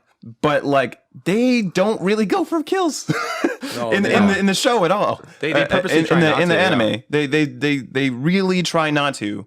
And this show was just like, we're just gonna fucking murder everybody. We're gonna make him a fucking kid killer. We're gonna fucking what the fuck? Like why? Like he's not that violent. Like his whole point is to be the antithesis to what he used to be in his past, which was a killer. And he's still doing and he's still fucking raining down bullets on people. And you're like, what? How does this make sense? Well, let's talk. That's the other thing about the anime, where they were bounty hunters, and one of the other reasons why they weren't very successful at it is because they were the only noble bounty hunters out there. They were doing it for the good of society. Yeah, they had their personal rules. They didn't want people to get hurt and stuff like that. They got upset when other people got hurt, but that resulted in them having, a hand strap behind their back the entire time when they were trying to catch their bounties. I wouldn't even necessarily call them good guys in the original. They're not real. They're just people. They were vagabonds. They were people with morals, though. Yeah, they didn't just fucking just kill people just out of. They had some loose morals for sure, but like especially characters like Faye. Like who's a con man? Yeah, she was basically a con woman. Yeah, she was even a bounty hunter. Yeah, which I hate that in the series. But they make her a bounty. Also, again, I wasn't totally against it either. I was like, okay, let's see how they do this. I thought that it was weird that they wouldn't want to adapt. So let's talk about Faye. Let's talk about Faye. We're talking about the thing right there. Faye I also think is they the fucked up that person character who pulls the gun first. She doesn't fucking get in karate fights with people. She rarely does this. And usually when she does this, she loses in the anime. Yeah. She usually guns people down. Like she's decent at fighting, but not that good. No, but she's good at shooting people. Yeah, she's really good. She's really good. She's probably one of the best. Spike is the fighter. Faye is like the she'll outthink somebody. She'll outcon somebody. Whatever. When she showed up and she was like a badass bounty hunter, I was like, oh no. She was going toe to toe with Spike. Yeah, they tried to like elevate like her to Spike's level, and you're like. She should be able to outsmart Spike, 9 times out of 10. Like, yeah, she's but when it just comes to pure combat ability or whatever, Spike he's a fucking kung fu dude. Like, he's just way too, he's also good at shooting too. Yeah, and I think overemphasis on her combat abilities kind of. What's it called? Doesn't it diminishes what we love about Faye, which is like her con abilities, her intelligence. Well, she doesn't even really con anybody in this. No, she doesn't. No, because also it's bullshit. Because her mom in this is a con artist. She's a better con artist than Faye. Yeah. Okay. Sorry. There was a part in the I made sure to fucking write this down when she's with her mom, right? Quote, air quotes, and then she picks a lock to open a trunk, and she's like, wow, you always surprise me, or you can really do anything. And I was like, to pick a fucking lock, to pick like some old analog fucking lock. You're shocked by that? She's a goddamn con artist. That should be standard basic shit for like any kind of fucking Day career one con criminal. artist. Yeah, that's like the most basic shit you can do. They is didn't to pay pick attention. a lock. They didn't pay attention to details. They pulled the Dexter right there. A like- Dexter Scott Buck episode. I was like, really? That surprises you? Like, oh, I don't know. That was just stupid. What was I gonna say? Because I feel like in the original anime too. Sorry, I feel like that I start every point with in the original anime. Which makes sense. It's fine. It's a But in the original comparison. anime, He's becoming one of us. No, I'm never watching. I'm sorry, I'm never watching anime again. Hey, how'd He you said water that turn to in Mountain House Dew? Moving Castle, and then we watched. I'm never watching anime again. There's some Yeah, other wait. things that. Anyway. like, Oh, if you wait till like- next year. moving on. JoJo's Bizarre Adventure. Moving on. Like in the original anime, I feel like even as a viewer, she feels like a character you have to be careful around. You always get this vibe like, I don't know. Yeah, Like, she might pick your pocket at like any moment. yeah. You don't know. You don't really get that vibe at all in the It's live because, action. okay, she's a femme fatale. She doesn't right? come off very smart in the show either. She just talks a bunch No, of yeah, shit she in the talks show. She's too, shit. and it's She's- partially because she's too buddy with them instantly. Yo, also her fucking like lesbian like sex scene thing made no fucking sense. Oh, I don't- Dude, it's a person who like has amnesia. She doesn't trust others. She typically does this to other Yeah. people. She never trusts other people. And she trusts this girl 2 seconds. Yeah, and then yeah, like she they sleep immediately together, starts telling her tells her her her backstory. whole Exactly. fucking life story. You're like, what the fuck is happening? Yeah. And It's once like, again, I don't give a this shit is if from the she's- writer of Max Yeah. Steel and also the showrunner of Teenage Mutant Ninja Turtles 2014. Yeah, and to be so clear, it makes sense why they're to be clear, I don't give a shit if she's lesbian. That's completely fine. But the fact that she's just completely making herself vulnerable to a mechanic. Yeah, to some To random somebody fucking random. person. To some random person, she's just completely unloading her close guarded personal secrets. This character who is, again, doesn't get close to anybody because last time she did, she got burned so bad. So it's like, it doesn't make any sense. It's completely Yeah, against it type. makes zero That- fucking sense for that to happen. Yeah. And also, like, even like I don't even feel like Faye as like she like the anime Faye, like she knows she's like attractive. That's Yeah, her. she uses it. She uses it as a con tool. Yeah. But like she doesn't lean into that very much. There's only one episode where she kind of leans into that at like a very vulnerable moment in the show for her. It's because Faye in the anime, she's like the most noir character next to probably Jett, of course. Yeah. Yes. Like they're both like, and then she plays the femme fatale character, which was a very revolutionary character type at the time when it came out and stuff. And even for this, And they subverted slightly with like, you know, her actually not. I mean, she was constantly betraying the original, the crew in the original animated series, but Yeah. it always come back, and that would be what's different from Yeah. Femme yeah, Fatales. it's like she stole my Yeah. ship. God damn it! Like, you know what I mean? Like she's always doing that. She's like a step ahead, kind of in a way, but she's also just like so caught up on her own bullshit that she can't really like, you know, get out there on her own. So like it's. Or trust others, which Yeah. is why I don't understand that whole fucking thing. To begin Yeah. with. So again, that's. Oh, you can it's keep the fucking railgun because I don't know. She doesn't have to be Like, what dressed the fuck, like, man? you know, super fan servicey. Yes, Faye Valentine in the anime. To be fair, yeah, that's a bit much. Where They she's couldn't like, do And, that. and yeah, you even look can't- at you her don't- that's relationship. not necessary. Look at her relationship with Jett in like the original anime, because definitely after like rewatching it a couple times, there's some, you know, sexual undertones there in their relationship, and you can tell that they're both attracted to each other, but they've both gotten burned with relationships in the past, and they both don't know how to trust each other. With Jett. Yeah, no, I have to- I have to go back and rewatch is, that. Yeah. there's the a weird thing lot is- of that. in a weird way, if there, let's just say hypothetically, there's a sequel series with just Jett and Faye, like 5 years down the line, Yeah. and they ended up a couple, I wouldn't be surprised. Yeah, I mean, like look at 5, the 10 I'll years episode. say down the I line. didn't get that. I didn't pick up on if that. you I look didn't- at- yeah, I didn't if you pick up look on at the episode where she takes the ship and goes back to Earth, and basically, what do you call it? Goes off with Ed to go find basically her past and stuff like that. Then she comes back to the ship, and Jett yells at her. And when she gives him that look, you can see in her eyes that it's less of a, you know, oh yeah, I'm like this person who's just staying here, like look, and it's more of like, hey, don't talk to me like that, like, you know. Like there's definitely a connection between the two of them. Now Spike and Ein, I weird to felt they had some explain, real but- sexual tension, you know. I don't know, No, but I'm glad, you know, they're real subtle. Yeah, Ed and Vicious really it. could have made it work. It never came to fruition. They never consummated that affair. That would have been too transgressive at Too the time. bold, too bold. Yeah, let's go. But I get no. I honestly, I kind of understand where Miles is coming from. Like honestly, if they didn't make a sequel series and like it's like 10 years, 20 years after the series, and it's just them two, let's say Spike actually did die because it's ambiguous the ending. Like if there were a couple, I wouldn't be surprised because like I could see it in a weird way. I would think it would be pretty cool if they did like a more of a prequel thing. That'd be really fucking cool. Right. What? With like Vicious and Spike actually doing some shit. I mean, they tried on Netflix. Yeah, right. They that tried. was fucking terrible. Yeah. But I think from the actual person who made the show, I think they could do something cool with that. Yeah. They don't have to go into all this other shit. It could be more spaced out like the original show, where it's just like a lot of shooting shit, a lot of fucking drifting apart. They didn't seem buddies in the fucking show, or brothers or whatever. What do you so it was a mean? very distant relationship. They were so witty with each other. Yeah. Oh god, yeah. So, and now that we all bitched about how they fucked us, Spike, Jett, and Faye, now let's get into. And it was only for half a second, and I'm just like, half a second. Why'd you slap me? What's it called? Because you were making blowjob noises.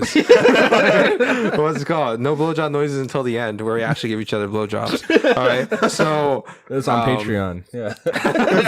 it's once you put enough money, you'll get into the blowjob tier. So Check out our OnlyFans. I'm sorry, Philip. Go. so it was only for half a second. So Edward, aka Edward Wong Hao Pepelu Tiveruski, right? Yep. The fourth, aka Radical Ed, aka Francois Luften. Luften. I don't know if they actually say the last name in the show. Or with Francois, but you know, she's a fan favorite of the original animated series. She's kind of more the comic relief of the group, and she's there, and she's one of Miles' favorite character from the original animated series. Yeah, and you know, she's a child prodigy for hacking, and I'm just basically reading off the character description that Miles printed out. She has aptitude for anything mechanical. She's very eccentric at the same time, but you know, has wisdom beyond her years. But also, it's like almost like a cartoon character that we love from a cartoon. Yes. That's fine. And she's also constantly dissociating from reality. Yeah. To escape kind of the bleakness of reality and imagine something that's better. It's beautiful the She's way a that they child. portray it. Yeah, like it's exactly like in this dark and kind of really sinister post-apocalyptic kind of world, like she's that one character who hasn't been tainted by like, you know, adulthood. Yeah. You know, she's I this agree. like little ray of light that like is still super hopeful and kind of blind to reality. I feel like this kid wouldn't be Ed if the world wasn't so dark. Yeah. I Because agree. like that's why she's a computer hacker. Like that's all her world encompasses. Exactly. Her imagination is in code. Yeah. Exactly. Yeah. Except, well, I mean, then it's hard to say because we're only got like half a second. Oh of, yeah. we got a half a second of Ed in the animated series, but from what I saw, I was horrified. Yeah. I was like, Spike Spiegel. I have a job for you, Spike. danger. And I was like, and you know, I'm not gonna what's called the actress who played Ed Eden Perkins. I'm not gonna judge her too harshly. Because she was only there for a little bit. It's not her and fault it's not at her all. fault. Don't blame her. Don't send death threats to her. You pieces of shit online. Leave her the fuck alone. If anything, just harass the showrunners. I'm just kidding. Don't do that either. Yeah, don't do that either. don't harass do that them either. either. I Yeah. totally do not condone that. I'm joking. But Yeah, but put the blame towards the writers and the showrunners. Yeah. and And the just producers. leave them the fuck alone. Like Yeah. we're harping on about how much we hated a lot of the choices that they made, But they're whatever. people. They're- They're fucking people. Kid got hired to I do guarantee you that fun they got some job. producers that were And that's also it. like, you know, giving them shit and like lines they have to hit. They're like, you got to do this, you got to do that. It's got to be like a Netflix show. I don't know. It's Stupid. Yeah, it's like I said. Like, you know, you guys can hate it online, but just don't harass the people doing it. You Yeah. know what I mean? But all right, but yeah, because I saw like it's pretty disgusting, like the amount of hate that this actress is getting for crazy. like 30 seconds of work. Yeah. But Yeah. whatever. It's a kid. Exactly. Also, yeah, Yeah. it's a fucking child, man. But in terms of the portrayal, my gosh, oh my gosh, Terrible. oh gosh, I was horrified. There's certain things that just do not translate to live action. Yeah. And this is one of them. This is a big major one. Yeah, I don't think this Yeah. is adaptable. It's Not this character. yeah, it's one of the few things that I'd say in this show is very unadaptable. Well, I mean, I mean, if you just could look at just- the movements. Ed's movements are so flowy. I mean, animated. she doesn't have elbows or knees or anything. She just kind of like Yeah, and floats around like a freaking pretty much like a noodle. Yeah. like maybe they could have, but it would be a very different approach. Like it would be the Ed, and that's the one time I'm like, okay, I understand. Yeah, that would exactly. be the one time I can understand. Not adding a daughter to Jett, not calling Spike fearless, not making Faye whatever the fuck she is. Like It's just having this kid who is like, you know, a lighthearted child character that is also good at hacking, but again is kind of blind to the darkness of this world. That's possible. You they can should do have just that. had Elliot Alderson on board too. Fuck society. yeah, honestly, he's a better version of Ed than what we got on the show. Mr. Robot will cover one day, I think, in a 50th year anniversary or whatever. We're covering Mr. Robot at some Yeah, point. it's a You're fantastic gonna goddamn show. watch it, Rob. I'll watch it eventually. I'm not gonna lend you my Hey, do you Blu-ray, guys but- have a Blu-ray I could borrow? Yeah, I do, and you're not going anywhere You'll never- fucking near it. Yeah, Yeah, okay, fantastic. funny enough, Philip did actually give me the entire like first season like on my laptop Yeah. at one point. Yeah, I did. I haven't touched it. What's it called? It's Jesus Christ. I'm sorry. what's it called? It's great. It's Anyway, I think you also gave it to me, Phil. yeah, I did. Yeah, it was good. We watched some of it together. Yeah, It's like it's on like Amazon Prime. Amazon, yeah. I'll watch it eventually. Anyway, let's get into these side So characters. yeah, Could you imagine Rami Malek in the corner? we're not done we yet. gotta get to the No, mountain. look, could you imagine Rami Malek in the corner of like the ship with like a laptop, just like hacking ferociously? hoodie. And a weird way it works is that guy never ages. Rami Malek. Yeah. What's it called? He's like almost like what 40 plus or 30? I don't know. He Whatever looks is. really good for his age. Yeah. Yeah, he does. It's crazy. He has huge eyes. Well, like John Yeah. Cho, but Yeah. He does. Let's give him. Don't get me wrong. John Cho looks really good for 53. It looks like 30s, but yeah, whatever. he does look like. Yeah. Yeah. But still, it's like whatever. But Yeah, we so talk about that whatever. whatever. Yeah, let's- So the mountain of fuck uppery in terms of character comparison portrayal. Oh my god, Vicious and Julia. Vicious in the original animated series, we've touched on it before, is this looming presence like a Grim Reaper, is a haunting reminder. But of he's Spice in the Bass. background. Yeah, and it's scary. Like when he's first introduced, with like Faye, right? That or not first introduced, but when they have a scene together, right? It's this looming close up, like from like a low angle of Vicious in like the opera, and he's just has one blanket expression, and the camera slowly moves on in it, and the atmosphere, the tension, exactly, and it beautifully illustrates his almost like his terrifying nature of this character. Yeah, that scene's also an homage to like Italian like mobster films. Yes, And it's like so the- fucking good. But in this, in Alex Hassel's portrayal, and I don't blame the actor. He's really good. He played I forgot the guy who Translucent. Translucent in It the reminds Boys, me right? of Draco Malfoy's dad. Yeah, pretty he much. kind of does, yeah. And then in this one, Yeah. they turn him into a whiny little psychopathic bitch. Again, I don't blame the actor because I think he's a good actor. He's a really great capable actor. of doing stuff, but it's just like I can't wait to see him in what Tragedy of Macbeth, the Yeah, Coen yeah. Brothers movie. And I can't wait to see what he's gonna do there. And also, you could tell physically, like he's already buff in Translucent, but he Yeah. was like insanely ripped, and you could tell that he physically put in the work. Yeah, Yeah, he's yeah, he trying. does. He's trying. Yeah. He's doing his best with what they gave him. But the problem is just They didn't give him much. Horribly miscast. I hated this role, but I would love to see him play a Targaryen. Yeah, I agree. Yeah, you Yeah. texted me that. Yeah. That was a good one. Oh yeah. Yeah, I he'd be also fantastic. really like that. He'd be fantastic. And I could tell he probably read the materials like, what the fuck? But he's like, they were like, okay, they're just giving him the money. You know what I mean? They're like, oh, okay. So you know what? I don't know when Yeah, it's I'll have cash in the Yeah. cash in the bank. pretty Yeah. much. So it's like what Jamie Dornan said. He's like, look, I didn't like 50 Shades of Grey, but it made $1 billion box office. And I'm very happy for my bank account, and I can do whatever I want. So, and that's good for Alex. I hope that's the case. I hope you get paid for the other Vicious stuff, whatever. Yeah, I hope he moves on to other shit. Yes. But the character's fucking horrible. Yes. It's so bad. Oh my They god. they make gave him a so dad weak. character? John Noble? Yeah. How many times is John Noble gonna play a bad dad? How many times? From Lord of the Rings to The Boys to this? Yeah. Also- Also Fringe. He's a bad dad. Oh yeah, he's a there. bad dad too. One thing that's Walter really Bishop. annoying too. So already the whole dad thing, it's like, okay, we're gonna do that, which is already bad enough. But I feel like him killing his dad scene for what would be like a huge moment for this character, like it feels like it just kind of happens. Yeah. Right. Oh, yeah. I was like, oh. His dad like this forced happening. him to watch his mom commit suicide or something, right? Like, Yeah. he kind of just like, So you don't even realize he has a dad until he's stabbing him. yeah, that feels like what? that should have came after all the flashbacks and everything. It's such a weird version of the Elders too. In the original anime series, they were just 3 old people. Yeah. And this one, Yeah. they're like old people with Wearing masks old that, people. that look like the old people from fucking the animated series. Yeah. What the fuck? Just really bizarre choices. They gave all him around. what the room they sit in looks exactly like the room that Supreme Leader Snoke is in Last Jedi, doesn't it? It looks like yeah, exactly yeah, the Like same. you mean like a Yeah. discount version of it? Yeah, like a The entire discount show? version of it. Mask off. The entire show That's is a not the discount version of line. everything. And What they is shot it? in New Zealand. Take Poor off New that Zealand. ridiculous They have to suffer this atrocity being filmed in their country. I feel so bad. You went I from think Lord of it's the this Rings, thing. I don't Lord of the Rings to this. Oh my gosh. But then again, you guys took the Hobbit, so. Tied on a string indeed. Tied on a string indeed, General Hux. Well done. Oh, I guess John Noble loved this because he gets to go to New Zealand again. Yeah, right. Like again, I'm a big fan of John Noble. Like I think he's great in pretty much everything he does. But again, just what the fuck?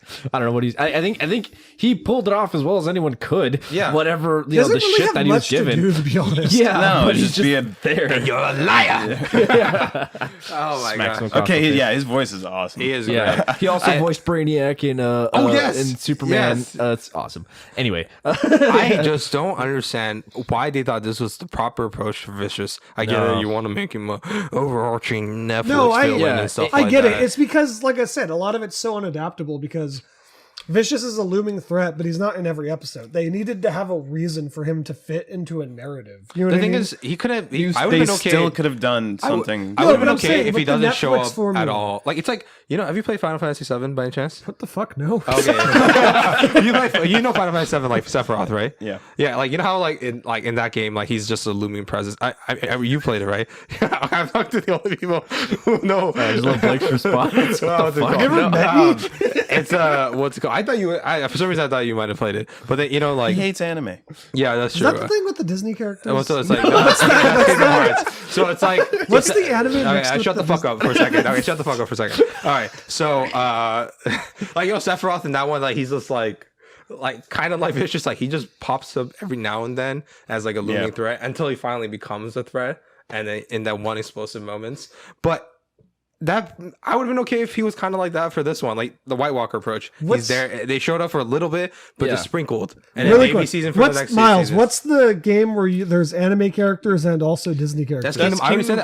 Hearts. Kingdom Hearts. Oh, okay. Yeah, Same but that thing. was You developed didn't by say the it. same people who Square did Enix. develop, Yeah. Final Fantasy. Same thing. Also, he's in it. Yeah.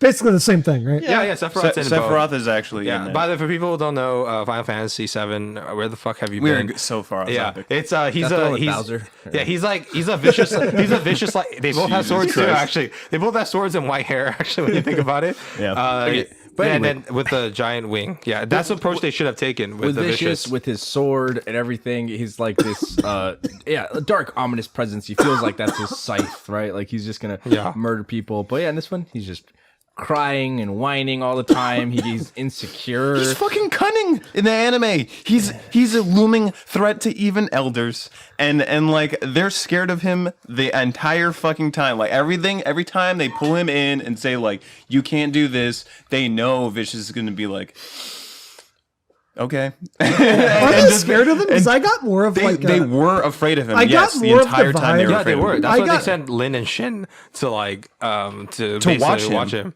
Yeah. I kind of got the vibe that they were just like really bad at their jobs and just like didn't see this. No, so in No, they did. That's how they survived. in Jupiter Jazz, It was Lin, right? They sent Lin. one of the brothers. one of the brothers was sent, and his job was to watch Landon should get fucked over in the show too. Yeah.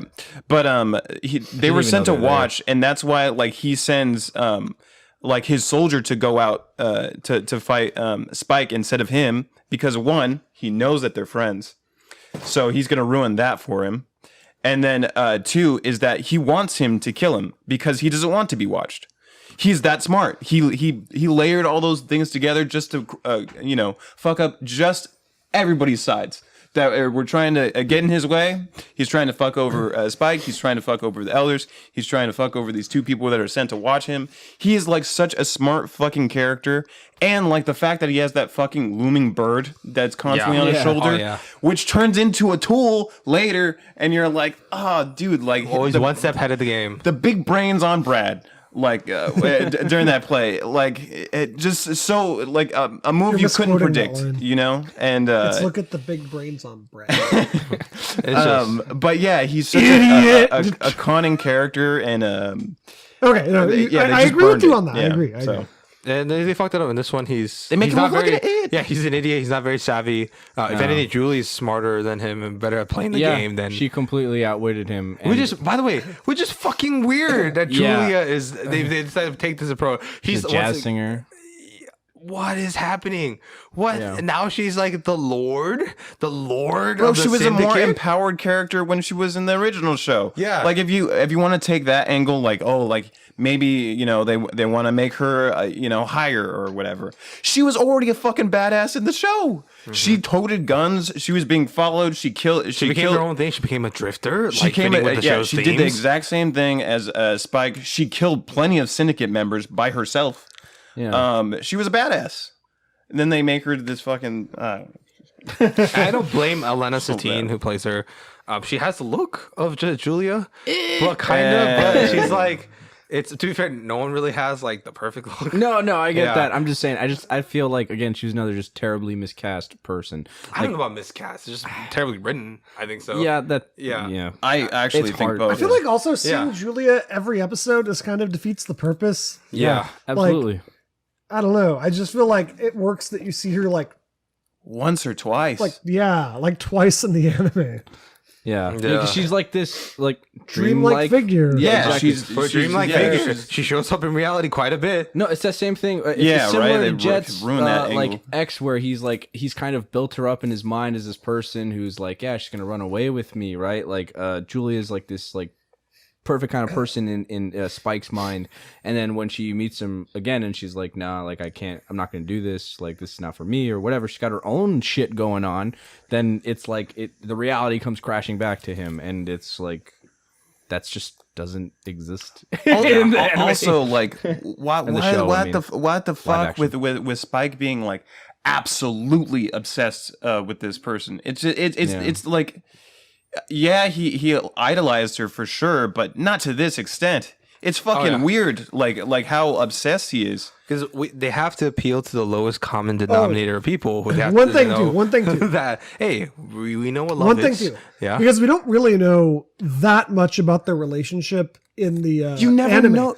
No, let me say this. Yes, that's so true. I'm going somewhere with this.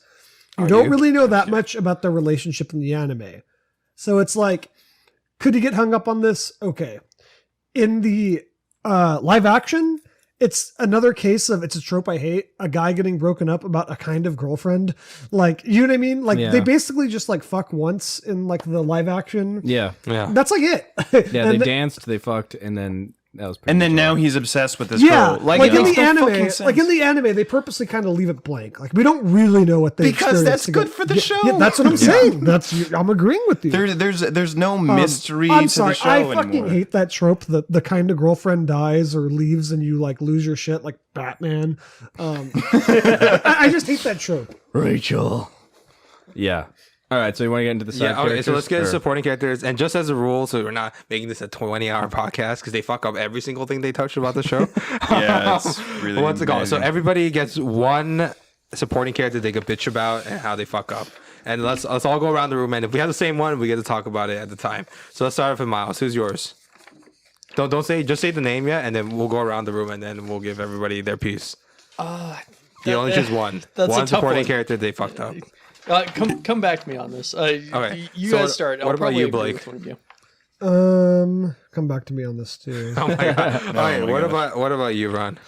For me, it's Katarina Solis-san. I mean, obviously, I could pick pretty much any of them, but for me, she really stands out as like the tone setter for both series, and Oh yeah. they just really they just completely lose sight of what her purpose was or what she kind of represents in the first episode of both of them, and it's just, or in the live action one, it just completely shits on her. Should I go into it or No, you go. Is anyone else choosing Katarina? No, right? No. Okay, so go on. So again, in the anime, she kind of represents like, it's a perfect analog for like classic Western characters where she's like, you know, this tragic figure. They're riding off into the sunset, the Bonnie and Clyde-ness of it. Like they're out, like, you know, they're trying to escape out into like, you know, into Mexico, but this is like Mars, right? And she's searching for that new life. And in the end, she kind of realizes how shitty Asimov is and just decides to shoot him. And everything is like, you know, they have their backs against the wall. And then she chooses to get gunned down. And all she does is look at Spike, and they both immediately understand. And Spike's kind of relationship with her, like they just have this brief conversation with shitload of undertones, and you understand that he kind of relates to her, or he understands her, that she reminds him of somebody, but like there's like this unspoken kind of bond there, right? Yeah, which they don't make absolutely obvious to the audience at the time, and then you reflect upon it and you're like, oh shit. Exactly. She was like the early There's Julia or subtlety whatever. and stuff. And then in the live action one, she's just kind of there. They had this like kind of banter. He just straight up says like, "You remind me of someone." It's like, okay. Yeah. And then like at the end, Because Americans are dumb, so they're like, Americans are dumb. Do you mean to pander to you guys? they take away her agency at the end when was it like Faye ends up fatally shooting Asimov, so then he just dies, and then again she's like, oh, okay, and then she's so tragic and heartbroken over Asimov's death, again really just removing her agency. Just now that she's just like, no, my man is dead, what do I do now? Fuck, I guess I'll just die. Yeah, and just die. And it's like, again, takes away her choice, takes away everything that made really her bad. important. And then like, and then they literally having a fucking conversation with Spike. I don't even remember what they say word for word, but it's stupid. You don't have to do this. Yeah, you don't do this. She's like, it's already over. And it's like, you don't need to be saying any of Oh, this. and the way he died too is like so excessive, like blah, blah, blah, like all the blood coming out. Yeah, It's yeah. great. Again, with the anime, you see them just like drifting in and just like getting deteriorated, and Spike is like, fuck, you know, like you see it like the pain from there. And this one, it's like they're all getting shot up like crazy, and you see it, and it's like, I don't know, there's no weight to it at all. Yeah, for people who don't know, also the way- fucking she kills Asimov. She shoots him in the head because it's just a mute point. No.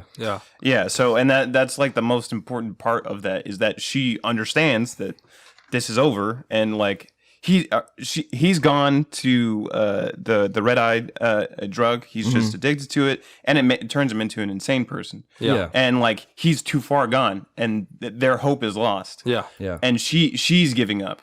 Yeah. And like, Because yes, that's my choice. Because it's the first fucking episode, it's and it pretty bad. immediately just throws you. That like, episode too is just like also the way they handle the red eye, because in the original, why'd they Asteroid introduce Lewis- Faye, by the way? Yeah. Oh, why? I know. Why That the was just fuck? bad. That was bad. awkward. Asimov is supposed to be aggressive. He was supposed to be the one that has the gun against fucking Spike's neck, and then they have like a duel. Yeah. Yeah.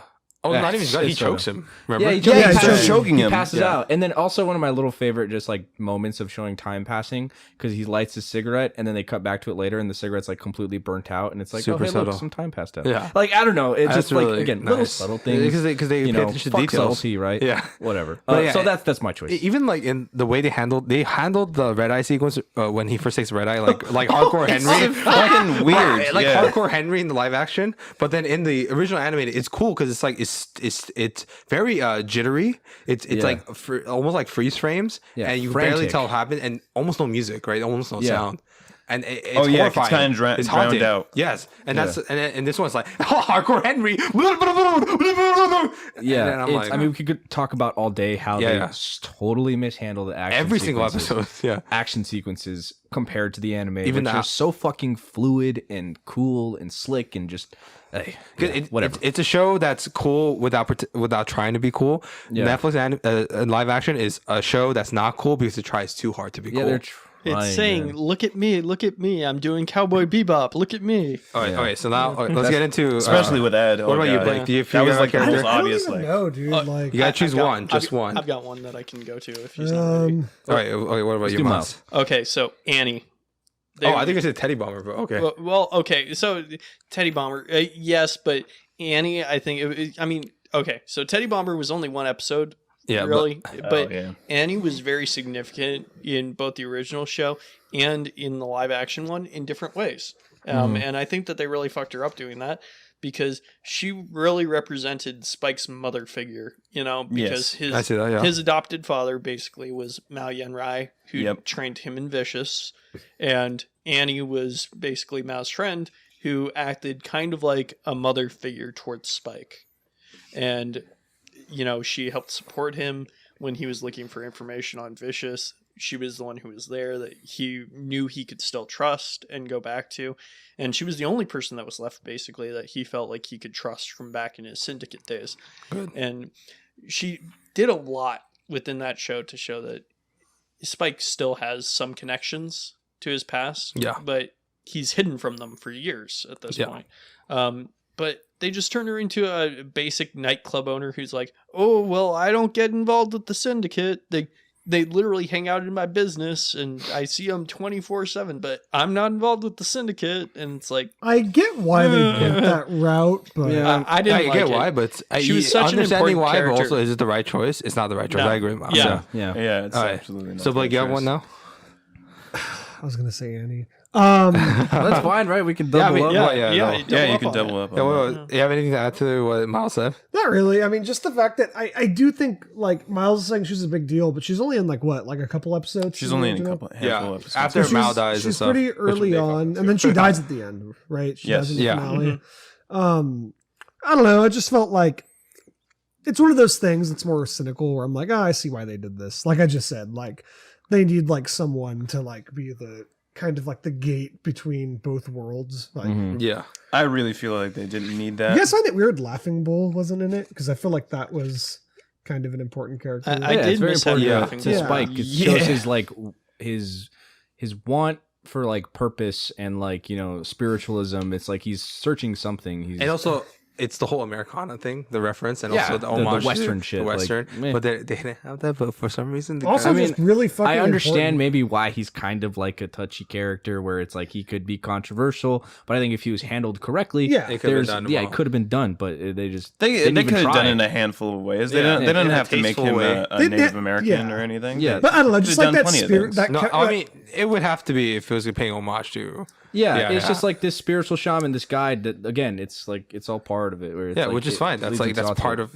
But whatever. the culture. it just seems really fucking important to the entire story. All right, so Blake's is Laughing Bull. Okay, so Lack of. Lack So, of Laughing Bull. I mean, for me, it's like, oh, Shish, you want to go? Do you have one? Where was my man? I mean, it's going to be pretty Chessmaster complicated Hex? because I was really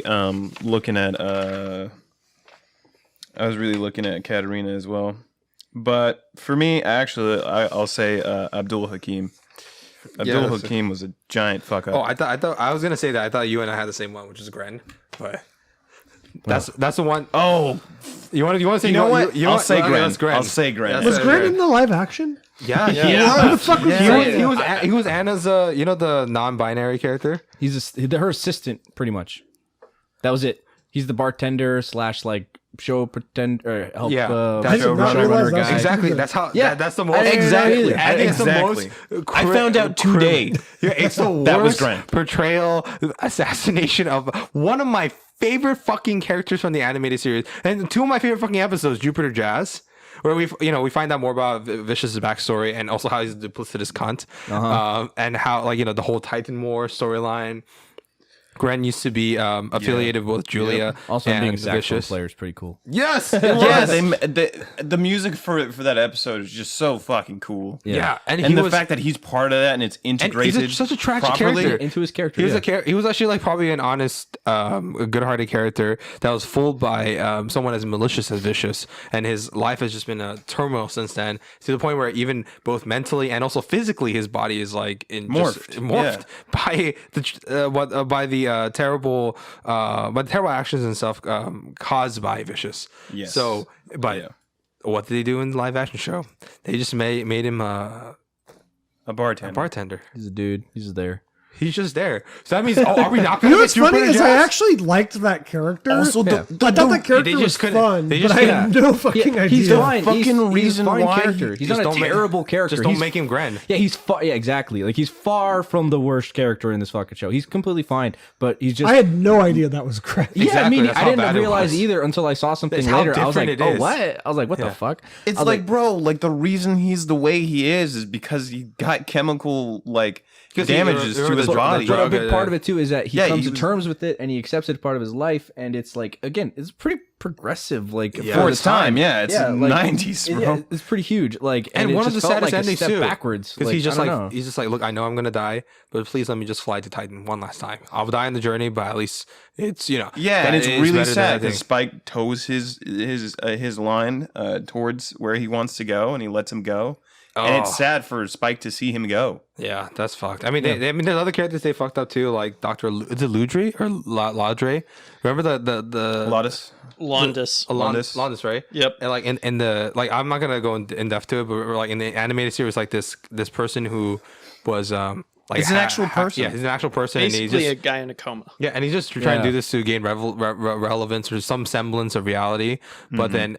He's just an AI in the TV series. Yeah, they kind of kinda- ruins the tragedy So, of it. so they combined the villain from the Dr. Londis Jamming episode. with Edward. And Yeah, Jamming Yeah, with that's Edward. what I Which was was gonna bad. say, yeah. I think that was Which a bad choice. again, it just ruins both characters. Yes. Yeah. because it's like what made that character interesting in jamming or Jamming with Edward, right? Edward is like that he is just this pure AI character who is kind of like growing like Sentience, right? Yeah, sentience and like loneliness, and he has like this whole thing to him. And then what makes the other dude, Doctor, what was his name? Sorry, I know Londis. L.O. Is it Londis? Yeah. Okay. Dr. Londis is like again, he's just a guy who's basically like a cult leader. I think he's supposed to be a reference to like the People's Church or the People's Temple, which was a real life cult with people who wanted Yes. to like let Yes, it's themselves another go. cultural time. Yeah, it's Yeah, Londis, yeah. he's like got the big crazy looking eyes and everything as he's staring directly at you from the screen. Again, if you don't know about that, look it up. It's really creepy and eerie. But like, yeah, it's a very fascinating idea, and it just completely shat on. Yeah. Like just it doesn't go anywhere.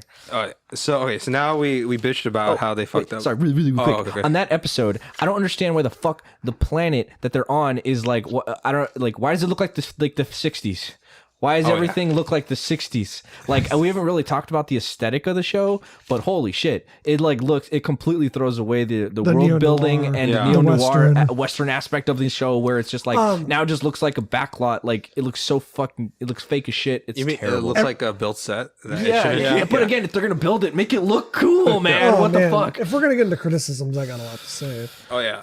All right. So let's because we kind of went over long on a lot of different aspects of We it. had a lot to complain about. yeah, it's because the show. Yeah, that's it's what Can really I have like a moment, all right, Blake, you Daddy you Philly. can have a moment. Daddy Philly? So, like I said, I've considered the original Cowboy Bebop to be mostly atmospheric for me, or it's a lot of just traveling and seeing things. It's a lot of dingy dive bars and smoky hallways and dirty streets in a beautiful neo-noir setting. It's seedy, it's kind of gross, and it's really interesting. I love the aesthetic, that neo-noir Western look. I feel like the fucking live action show is so flat and boring looking. Yeah. It's in like, dude, they are never at an interesting place. Nah. Like most of, I was talking to Miles a little bit before we started. 80% of Cowboy Bebop is like starts out with Spike in some seedy bar, or like Yeah, he's walking constantly drinking. Yes. or walking in the rain of some weird like city.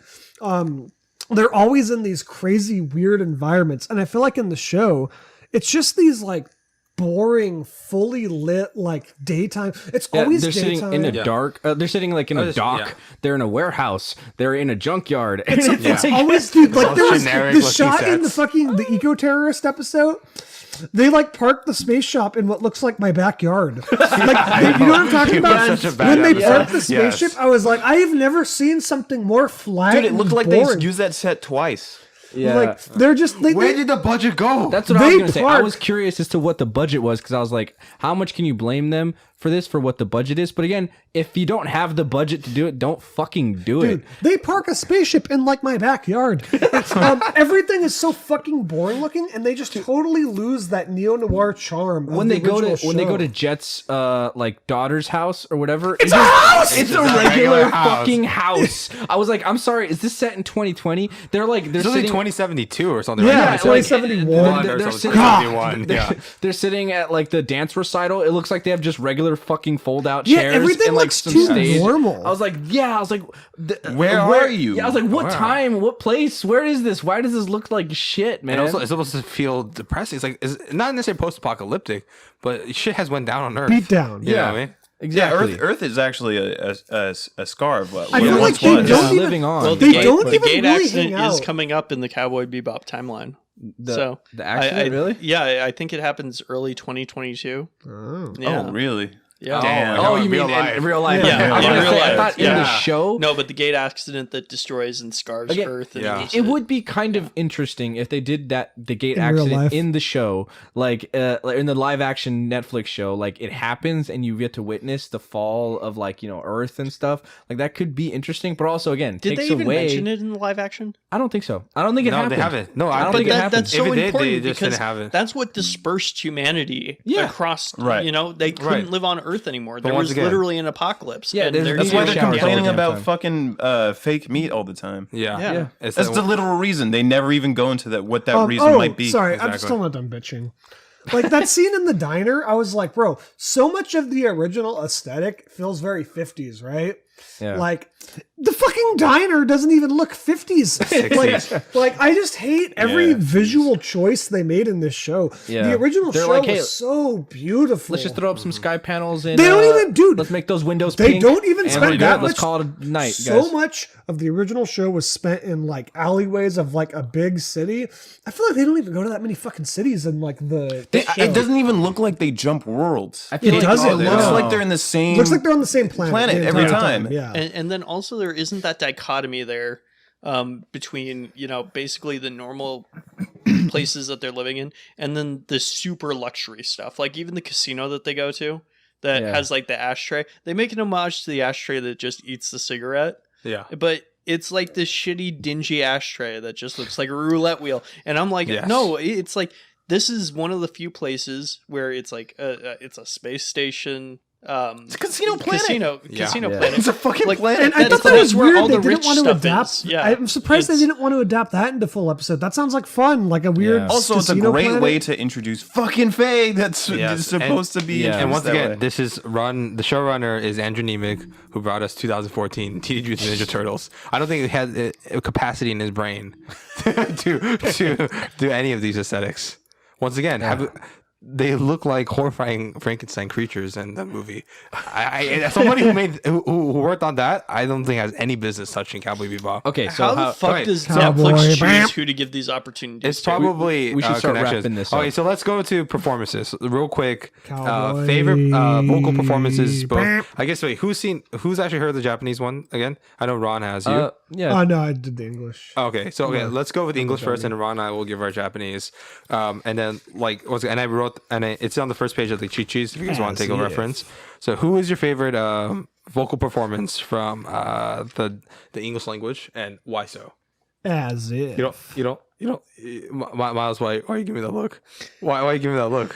Because I don't have the cheat sheet here with me. Oh wait, So, yeah. okay. You have a laptop. You can Yeah, pull, I know, but I've been having to gotta go pull through that so up. much stuff. Yeah. Oh, okay. Don't start with me though. Okay. What about you? For the English. Yeah, for the English. Yeah, your favorite vocal performance. Oh man, And that's it's on the rest page if you want to take a I look know. at the name. Damn, man. There's so many good ones. I mean, I think the pretty obvious one is Steve Blum as Yeah. Spike Spiegel. I think it's pretty legendary. Right. Right, yeah, As but if. Jet Black's good. Cowboy. Like Faye's good. But choose like, one for this podcast. See you, Space Cowboy. Fuck, man. Yeah, 5 seconds. 5, 4. I mean, I guess I'll choose Spike because he did such a solid job of the main. He's the anchor of the show, of course, and like he has to hold the most of the weight of the show. Good choice. I agree. Honestly, Spike. I think one of the few times where even though They're I really all good though. even though I really That's the love thing. the vocal, and I'll get into Ron when we compare the Japanese to the dub. I think he might be on the same level as a Japanese voice actor, or maybe even surpass it, because he embodies the character so well. I Yeah. think so. Yeah. Yeah. In every character that he does. He's Like, also done married, many other characters. He was also married to the voice actress for Julia, which is funny enough. Yeah. Yeah. Let's go. What about you, Blake? Honestly, it's just Steve Blum as Spike. I think he like totally makes the show work. Okay, I guess I'm gonna have to go with Melissa Fawn. Oh, okay. Yeah, I don't know. There was just yeah. something about the way that her presentation was for Ed's lines. I was gonna say that's really tricky because it's Yeah. like that's one of those Yeah. characters that can that in Japanese works. You can like it works a little better, like, but when you translate it to English, often it can come off just really goofy and Yeah, dumb. yeah. Hello, Netflix series. Yes. So like the way that she was able Spike to translate that, Spiegel! yeah, it's like props to Well, you you to just be be able a to pull that Spike shit person. off. Lost kind of. I don't know. It was just like the whole aesthetic of her voice. Really, I think is what elevated Ed Right. to the level that she The was vocal at. flesh Yeah. is not too high pitch. It's cartoony enough, but You know somewhat what? grounded. I will change mine. I will change mine to Vicious's voice actor Skip. Oh, he was good. He Because was really good. he has like Say his name. Give him. Skip props. Stelrich. Yes. He just did a fucking awesome job. Like he was really really good, is yeah. like a menacing presence. Yes. And he has the tone and tonality that comes with all that. He's so like he is vicious. His voice is just so I can't there's nothing else that sounds like Vicious Right. Great, yeah. to me. It's just the darkness of Right. his tone is great. I agree with you guys there. What's that? And also with Spike being great. Brief shout out to Bo Billingsley, even though I didn't choose him as the best, but he was great as Jet Black. Yeah. Yeah, absolutely. Yeah. What about you, Ron? It's so fucking. Is also They're all Steve so Blum good. as They're all Spike? so fucking- Your favorite? I love Steve Blum. I like doing impressions of him too. So it's cool. All right. So now I guess this is just Ron, because I guess he's the only one who listens to Japanese voice actor. The Japanese one, I really like Megumi Hayashibara. Yes. As Faye, I think she does better. Yeah, I was gonna say I think she might be a little bit superior to Wendy Lee. No, like not saying anything bad about her performance at all. I think she does it great too. She knocks it out of the park. But I like her. Like I don't know, she feels like she's a little bit more wary. Like I don't know, Well, like wary, right, yeah, in her it's voice, hard yeah. it's hard to really kind of It's not like- say exactly what Even it though is. Wendy's goes like, "Hey, Spike," like she has a little bit of that in there, which is fine Yeah. for the dub and stuff. Yeah. But then it just sounds a little bit more like it sounds like she's been a little bit more worn out from like you know, she's her genres. trying a little bit harder. I don't know how to say, but yeah, I like Tiresome. There's a little bit of Yeah, tired quality to absolutely. her voice. I think was good. Do you prefer the Japanese original voice acting or the dubbed? her. I tried listening to the Japanese original, and then like I switched back and forth as because sometimes I had to just be doing stuff while I was watching it, Yeah. and it was just easier. But like I don't know, I think it's hard You to had to say. choose Yeah, if I just had to one. choose, I guess I'll take the dub. It's one of those really rare choices, right? Where- Yeah. really rare times where you can pick the dub and not feel like an asshole. Yeah, this dub is probably one of the best dubs out there for anime series. Of all time. Yeah, I agree. And I'm not including anime films or anime films because those are different. Especially Yeah, Love the Ghibli, Pokemon movie. What's it called? Full Metal Alchemist Brotherhood. I still pretty really good. like that. Yeah, It's really good. They also do a fantastic It's really job. good. There's I still other choose good the ones out Japanese there one, for though. sure. Yeah. What about the Yu-Gi-Oh movie? But I'll say this: after Pyramid it's of my Light. first time listening to it with the Japanese the entire time, and even though the dub is fantastic, it's almost there. For me personally, the Japanese is one like the actual animations match the voices, and also the Japanese ones are a lot more effortless in how they perform. I feel like a lot of the background characters are better. Yeah, than, yeah, like, the background Japanese easy. version. Yeah, Yeah. so overall, okay, I think Steve Blum has the best vocal performance out of everybody, but I think overall I would have to give it to Japanese because it's a little more effortless from them. As And if. what's it called? I think they embodied the character a little bit better, and also the animations to the lips just match better. That's That's all fair, right? Yeah, I but would say. I haven't heard the Japanese myself. It's I'll really probably good. rewatch that. Yeah. Yeah, and if anything, also one props Netflix is that the Japanese dub for the live action series is done by the original Cowboy Bebop. Thank Japanese fucking thing. God. Yeah. Oh, really? Yeah, the only positive of that show.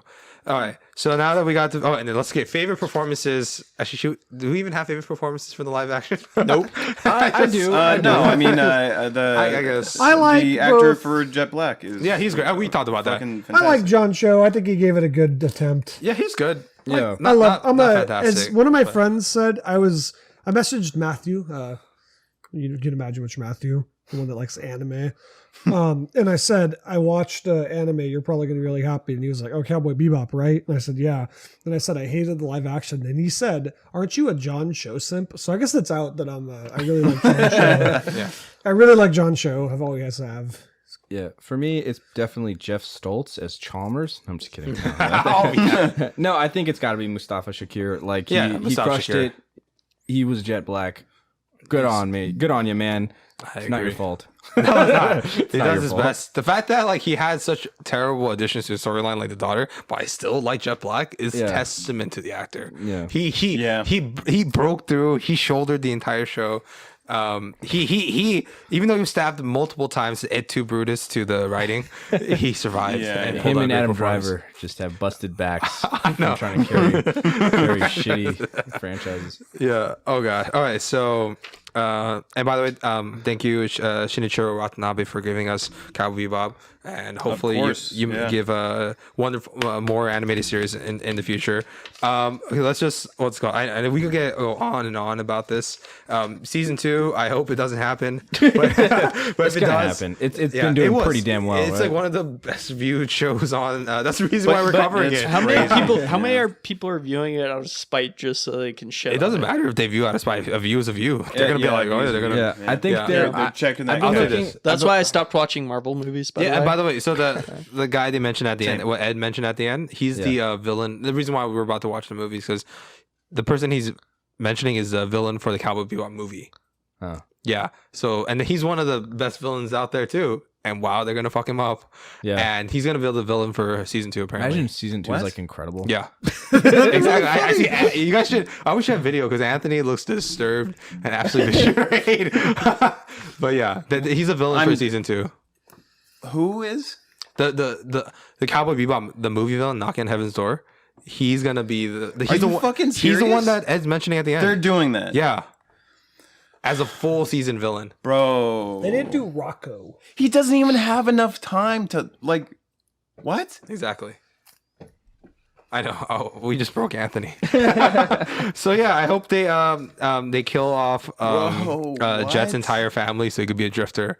I hope they resolve this. We're fact not that, together bro, anymore. the biggest crux of the whole lied to me, fucking bro. thing, the fact that it didn't fucking kill Spike is.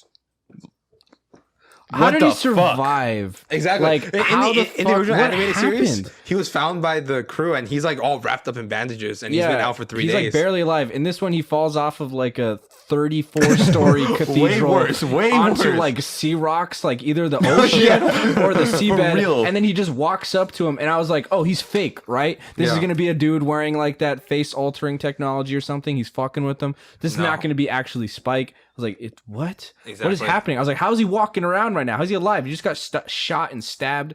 Ugh. Yeah, it's bad. Oh wait, so Shot and stabbed, and he's walking. And And he fell off of a fucking enormous building. his partner got a bigger injury from getting a foot, Stomped, stomped than the guy who fell off of a fucking exactly. cliff. Exactly. Guys, Yeah. you guys are Oh, yeah. forgetting that he does fall over. Yeah, and by the way, And and then on he top of that, collapses. and it ruins one of my favorite moments from the original animated series. With when we get into favorite tracks, I'll get into that. All right, so let's get into favorite and least favorite episodes for both the animated. And by the way, just heads up, I love all the episodes for Cowboy Bebop. There's some episodes I like less than others, and some episodes I love more than others. Trucker one's okay. So, what's it Heavy called? Metal Queen is amazing. It's really good. I It remember is you didn't like it good. when you first talked about it, like Yeah, years ago. I was like, but have you warmed up to it? I warmed up to it for sure, Yeah. but like it's all right. I don't know. It's not my favorite. Yeah. It's like bottom, but that's not. And saying we'll do that for much, live action. honestly. Actually, you know what? Live action, I don't really have. I actually hate everything. So let's just talk about the animated series. Okay, there was one episode in the live action that I did want to mention The because Dark Side Tango, the one with Jet Black. No, Yes. that's not the that's- one. That's oh. not the one I wanted to mention. Really? I don't like this episode, but I like one thing that they did in this episode with the art style. That was the Landis episode, where he goes into the dream state, and I really liked the way that they did like the whole mosaic background type thing, where it was a Total mosaic Recall effect, / Black kind of Mirror like. ripoff. See, I think that could have been cool in just like a show not called Cowboy Bebop. But I see what you mean. I see what you mean. I Yeah. just wanted that's more of an honorable mention right there. That was a cool effect. Also, I that respect fucking what made you sense. did right there. Yeah. Yeah. That would have been fucking nice. I see where you're going Yeah. with that. All right. So let's go with all right, so favorite episode just around the block. Let's start off. Actually, you know what, just with you, Miles. Favorite episode of the original animated series. Favorite episode. Just one. It can't That's even so even hard. as parts, you have to choose part 1 and part 2. Okay, fine. Mushroom Samba. And Mushroom Samba. Yeah. And why? Great choice. Because nobody else is going to mention it. was- Originally I had a wanted different to. ending in the commentaries. There's supposed to There's be an darker or honorable something. mention for me for Yeah. sure. Yeah. That was really good. I actually Yeah, like I it. know. Yeah. Mushroom Samba.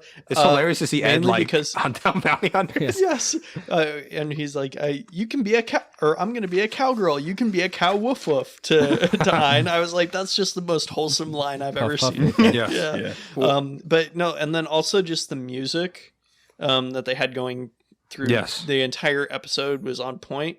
It was interesting seeing kind of the fever dreams of Jett, Spike, and Faye as they were high on mushrooms, and it just everything about that episode seemed to work in a certain regard. Yes. Even though it had no kind of connection to any other I thing. agree. Yeah. Yeah. What about you, Blake?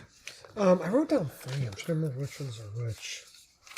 Sorry, I don't have the entire episodes by name. It's right here.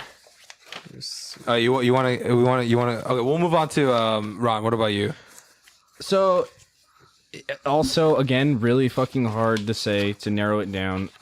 For me, I just kind of liked. I just wanted to single out jamming with Edward. That one for me, like it kind of summed up a lot of the stuff I really like about the show in general. Yeah. It's this little side story. You get introduced to the weird mystery of someone shooting lasers to create the Nazca lines, and it turns out just to be an AI satellite that just basically got lonely and just wanted to do this. And it's like you're in and out of this story. It doesn't really have any lasting effects, but it sticks with you, this idea of it's really kind of an existential idea of this poor AI who basically gets kind of neutered in the end or destroyed, even though it wasn't necessarily trying to do any harm or anything. Exactly. But Ed managed to copy it and Yeah. But also then it's a great introduction for Ed, where you get to meet him and you get to see her personality. Was it he or her? It's her. I know that's part of the joke. I know. By the way, I love when his dad or her dad shows up and he's like, "My son, I love you." He's like, "Oh wait, were you a girl? I don't remember." Yeah. and he's extremely good at fighting. Yeah. Holy shit, yeah, he makes dude, he's Spike look like a crazy. bitch, dude. I That's know. hilarious. He probably could have killed Vicious in 2 seconds. Anyway, Yeah. but no, that's just a little one. And again, that's That guy's OP. as it's fuck. just I don't know. I don't even think it's even really my favorite episode, but I just really like that one, and it's just really stuck with me for some reason. I don't know why. Oh, that's fine. That's fine. That's good. That's a good one. I love that episode too. What about you, Anthony?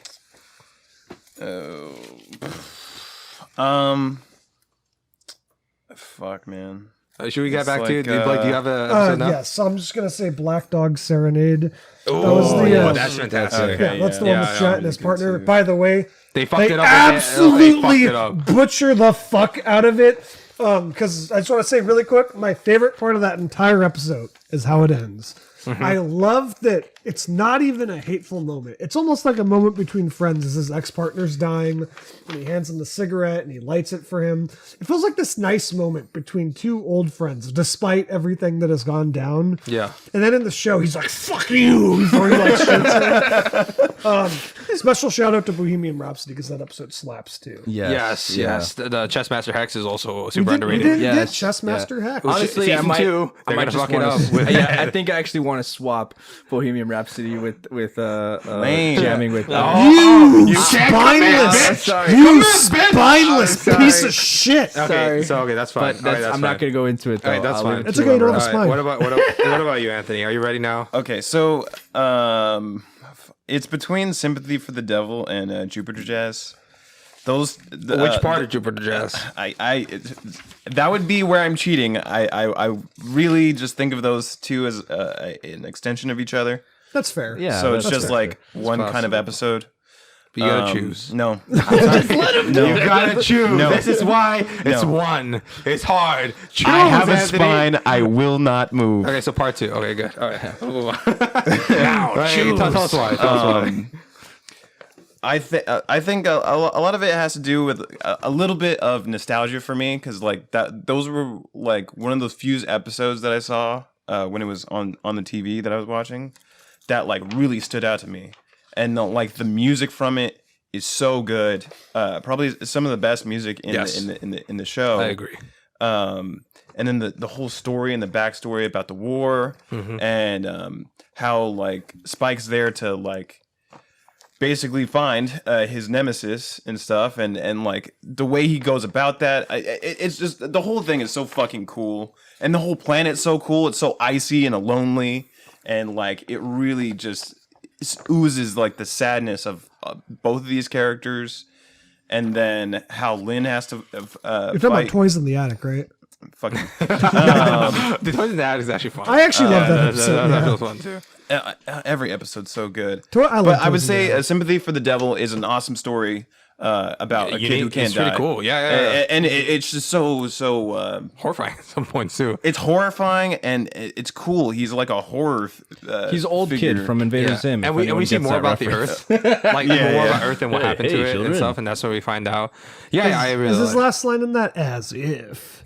What's he say? Well- it's a great line, and I can't remember it. When he shoots, when he throws the When thing he up there? finally kills the kid says something like, Oh, basically he says something like, "Do you understand what I'm feeling?" And then like, I want to say Spike says as if, but yes, I I think it is something like He's like, Because they "Ah, both see understand it." death. in a yeah, different and way, he mentioned it I remember that. earlier, which again, part of the great things is they set things up in the beginning and then they pay them off at the end. It's like paying attention to details. Even the fucking Yeah. world building and like the details of like the special gun that he Yeah. makes just to kill this kid, yes, to put him out of his all in misery. 20 minutes. Super efficient storytelling. Yeah, I know. What the fuck? It's Anyway. crazy. All right. And Anyway, you guys were alright. complaining about him killing a kid in the live action. Yeah, difference is Oh, this is Yeah, this wasn't a kid. an Hundreds of years evil. old. No, I know. I'm just making a horrible Yeah, point. alright, so- Can I just give one Cowboy last honorable Okay. mention Okay, what is it? to Hard Luck Woman? Oh, yes, that's fantastic. That's I do like the that. lead yeah. into It's the series heartbreaking. finale. So good. It's heartbreaking. Yeah. That has one one? of the that has like That's the one where Everybody leaves. Everybody leaves. Ed particularly, Yeah. like permanently leaves. Well, Ed, Oh, Ein, yeah. Faye. favorite that's Faye comes back. Yeah, that is but my yeah, she leaves favorite temporarily. text at the end too. The "See you later, cowgirl." Yeah, That's my favorite text, and it actually makes me sadder than Is it the last Cowgirl or one. Space Girl? It doesn't matter. It doesn't matter, but Yeah. that's my favorite text. Even Oh, more Space so, Cowgirl. Yeah. more so than "You'll Carry That Weight," which I do love, and they totally It's also fuck up that's in a the live fantastic action. line too. Yes. And the little even the tiny story that that Spike tells about like Faye, like he finally opens up to her and he tells her like, do you know like why I have two different colored eyes? Yeah. That's no. That's in the That's when he's Real leaving. That's in the right? finale. Yeah, that's in the yeah, finale. Real But like Close those Ones, little details where they just skip over it or don't acknowledge it, it's like these are important details. Yeah. And like these are something that you can't replace, and they're so iconic they're Yes. there for a reason. Yes. And like that one-eyed, like he has one eye. He's been fighting and he's been through all this shit and he's never made a goddamn complaint.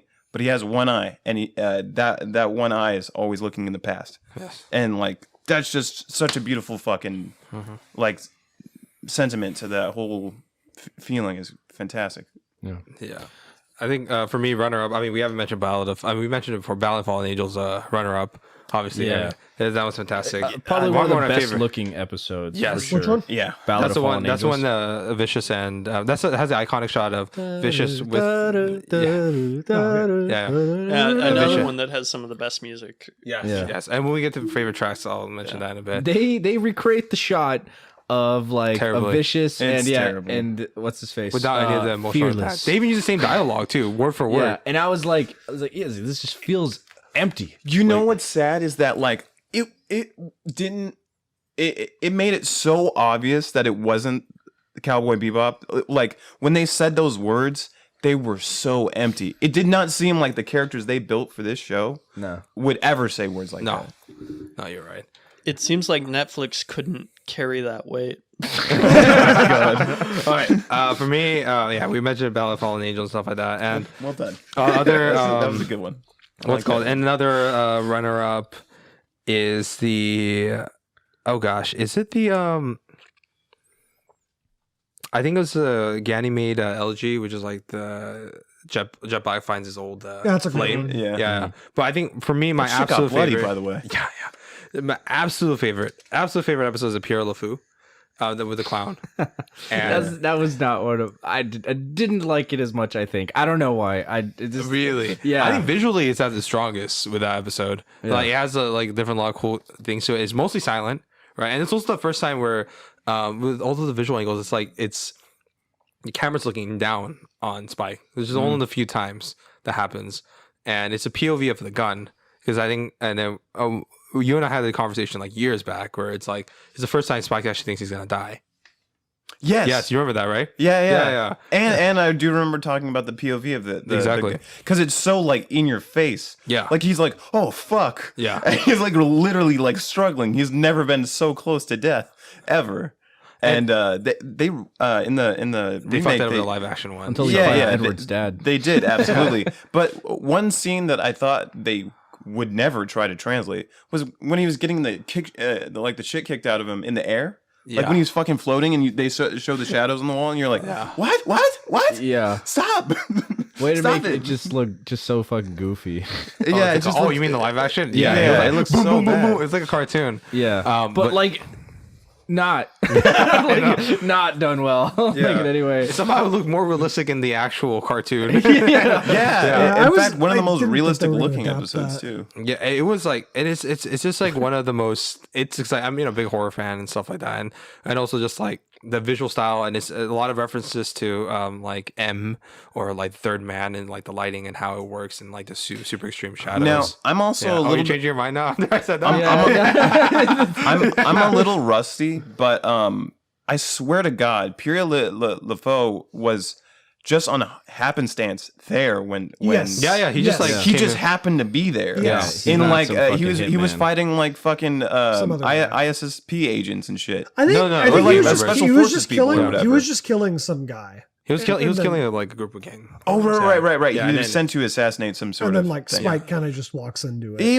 just crosses the street or whatever, Yeah. and then he's just like, Yeah, oh Spike, shit. Spike is And when you see Spike the- is literally just playing a game of pool, walks out for a cigarette, and then accidentally becomes a target. Yeah, which is one of the great themes and parts of the show is you're kind of just weaving in and out of this world Yeah. and these people's lives and these stories that just again are just interesting and whatever. Yes. And it's like in the show, no, he has to be It's very Coen involved Brothers with the esque. syndicate and he has to be involved with Vicious and Yeah, Vicious breaks him that's- out. I was And also like, he's what the connected to fuck? Ein because the fucking dog has to be connected to this somehow too. It's Everything. like what the Oh my fuck? gosh. Did Pierre LeFou in the show have some kind of connection to the syndicate though? Yeah, he did. Yeah, was- because he does have like he has the same eyes as like. Oh, yeah. Yeah. So I mean, they there fucked is it up. there is a But small still, connection. yeah, it's again, but it's more just But in yeah, the it is background. just It's part a of the random- world building yeah. a little bit, not It's as not much like as like it's not like someone hired him to kill Spike. yeah. There was a tight butthole, Also, and he then it was doesn't- just gaping. You know what I mean? Yeah. Exactly. And also he's not, hacking into the dog. No, he's not. And he's way more terrifying in the fucking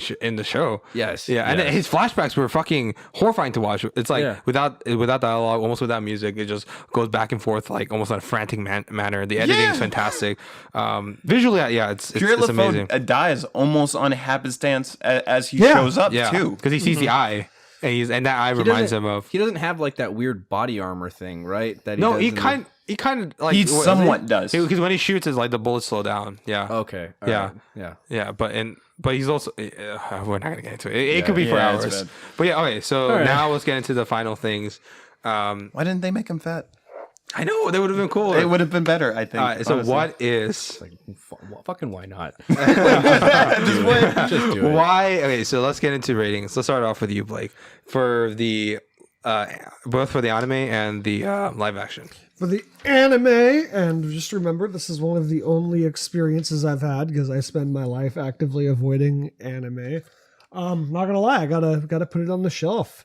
I've wanted there to be no anime shit on my shelf. We know what to get you for Christmas. But for this, Congratulations, Cowboy one Bebop. or two Blu-rays if you want. but for this, it was You wouldn't great. I loved it. Like I said, I hate to keep reiterating the points, but I just have to. It's just this weird atmospheric, fucking dark and moody kind of like neo noir thing. It's great. It's got great music, which we didn't get into, but we can. We'll talk about our favorite tracks in a bit. Yeah. Jam. It's got great music. It's just awesome. So yeah, definitely on the shelf. As for the live action bargain bin, but like the lowest bargain bin you could possibly find. Wow, that's generous. I'm talking Yeah. like I really in a feel that it's dumpster on generous. it's like on a bargain bin that was thrown in the dumpster. Like the dollar store bargain bin for everything for 5 cents. it's like it was on a 5-cent bin that got thrown into a dumpster that's now being transported to be incinerated. But I won't give Wait, I'm not giving actually. I'm not giving it the shit box, just a shit bucket, just because I like John's show and I like the other performances in it, and I don't think it was a total waste of my time. I mean, it was, but What about you, Ron? shit bucket. The anime I'm putting it in the museum. It feels like one of those just genre defining kind of things that just like it's like it's so accessible to anybody. Again, even someone like Blake who couldn't fucking stand anime actually really liked it, and it's like that's incredible. Wait till you watch It's a feat in JoJo. itself. But like I think again, it's just like just from the animation style, like They want to endorse by Blake Award. yeah. And then even the like almost every episode having like an incredible action sequence that is just like a marvel to look at, and it's exciting, and the music being so again incredible and like just groundbreaking. I don't know, I might be wrong, but I don't, again, because I'm not like super knowledgeable, but like if this having like jazz blues inspired like for soundtrack sure. inside of an anime or whatever with like Western themes, again, fucking awesome. Like it's soundtrack that I could listen to almost any day of the week. And I don't know, it's in the museum for a lot of reasons. Yeah. And live action show. I give it a bargain bin too, You have the because two like generous. Wow, you're I too know, nice. no, I know. I'm trying to keep my I guess it like- didn't ruin your childhoods. No, like it didn't. did for us. Right? I think that's why. Because You got like spared. yeah, I didn't. This wasn't a childhood love that I had. Right? This isn't something I watched when I was young. It's not one of the first animes This is something I've you seen. watched weeks ago. Yeah, it's something I watched this week actually. So, so it's something that it's not like this precious thing to me. So I understand why people are so angry about it. Trust me, I love Star Wars. Like I've been there, but like, but also like, it's just it's got some redeeming qualities to it. It shouldn't be Cowboy Bebop at all. Like it should completely be its own thing, because when it tries to be it falls apart in every sense. But like when it is trying to kind of do its own thing, I think in some instances it kind of succeeds. Some parts made me laugh, some parts were kind of fun. There's some parts that like I was kind of enjoying, and I was like, okay, this is fine. And then it kind of cuts back to vicious, and I'm like, I want to shit myself. Like I hate it. So a bargain bin with slimmest margins. There it is. So just to save on time, because we have to still get to our favorite tracks, Anthony, Miles, and we probably all have the same opinion and same rating for both the anime and the live action. So let's go live action. In 3, 2, 1, let's say our rating. You remember our rating system, right? The top Which is- one are we doing? The live action or the anime one right now, Okay, and I'll do the the live anime. action. The anime rating in 3, 2, 1 in the museum. In the museum. Anime? Yeah. Okay, I thought we were doing live No, action. yeah. Oh yeah, in the museum, definitely. All right, and then the live action one. I'm pretty sure we all have the same rating. Let's go. Enthusiastically say this, please. We have to understand how much this rating. We have to make it fly all the way to Did you guys Netflix. not like this show? What? In 3, 2, 1. Shit bucket. Shit bucket. Shit bucket. I would say if it was to their credit, I believe if it wasn't titled Cowboy Bebop, I would be like, okay, like, and if they try to do their own thing or whatever, or try to build some sort of parody of what the show is, or different kind of a connotation or whatever, maybe bargain bin or something. But they had the audacity to put the label of truly like a thing that you would. This is a museum show. It's like you attempted at Godfather. that, and then you slapped everybody in the face. Yeah. So I feel like that's why That's they're fair. in that role. Totally fair. And last thing to wrap up the show, favorite track. Everybody in the room, just say it. Just the title. Hey, Blake, you. Title. What? Just the title of your track. Favorite track. I for only Yoko wrote Kanno. down. Was there one called Bad Dog? That's what I wrote. Yeah, okay. So that's one. What about you, Ron? Digging my potato. You. Road to the West. Miles. Rain. All right. But the original version of Rain with the female vocals, not good. the male vocals. Purple rain. But Cowboy. they're both good. Yeah, they're both good, but One's better than the other. yeah, the original female vocals, I just like. Also, Road to the West is the music starts when he's having the dogfight Yeah. to going to see Vicious for the last time, nice. and that is like the coolest scene. Like they're going up a fucking tower, they're and they have this really sad fucking blues music as like he's barely making it, and because like he's an ace pilot, but like. The two people behind him and the two people they sent after him are also really high placed pilots, and he like barely escapes on the skin of his teeth, even just to get to the planet itself. Amazing shit. Perfect, by the way. perfect. And, Okay, and well, I do that's okay. want to leave with one quote. The Wait, word. hold on. Wait. So that is this. Greenbird from the Ballad of Fallen Angels when Spike is which they fuck up in the live action. Okay. All right, go on. But Final I quote. do want to. One of the greatest quotes from the film or from the TV show, the original anime TV show, mind you. The work, which will become a new genre itself, will be called Cowboy Bebop. And honestly, I think he was right on the money when he said that. Perfect. You know, he Yeah. did something that was different. He and definitely inspired a lot of made people. something Yes. very special. Yeah. Thank you, Shinichiro Watanabe. Thank you, Sunrise, all the wonderful animators who hated him for doing it, but then stuck through it. And we look forward to your next work. Thank you guys for another episode of Half a Clue TV review, and see you guys later, Space Cowboys. See you later. See you, Space Cowboy. I have to.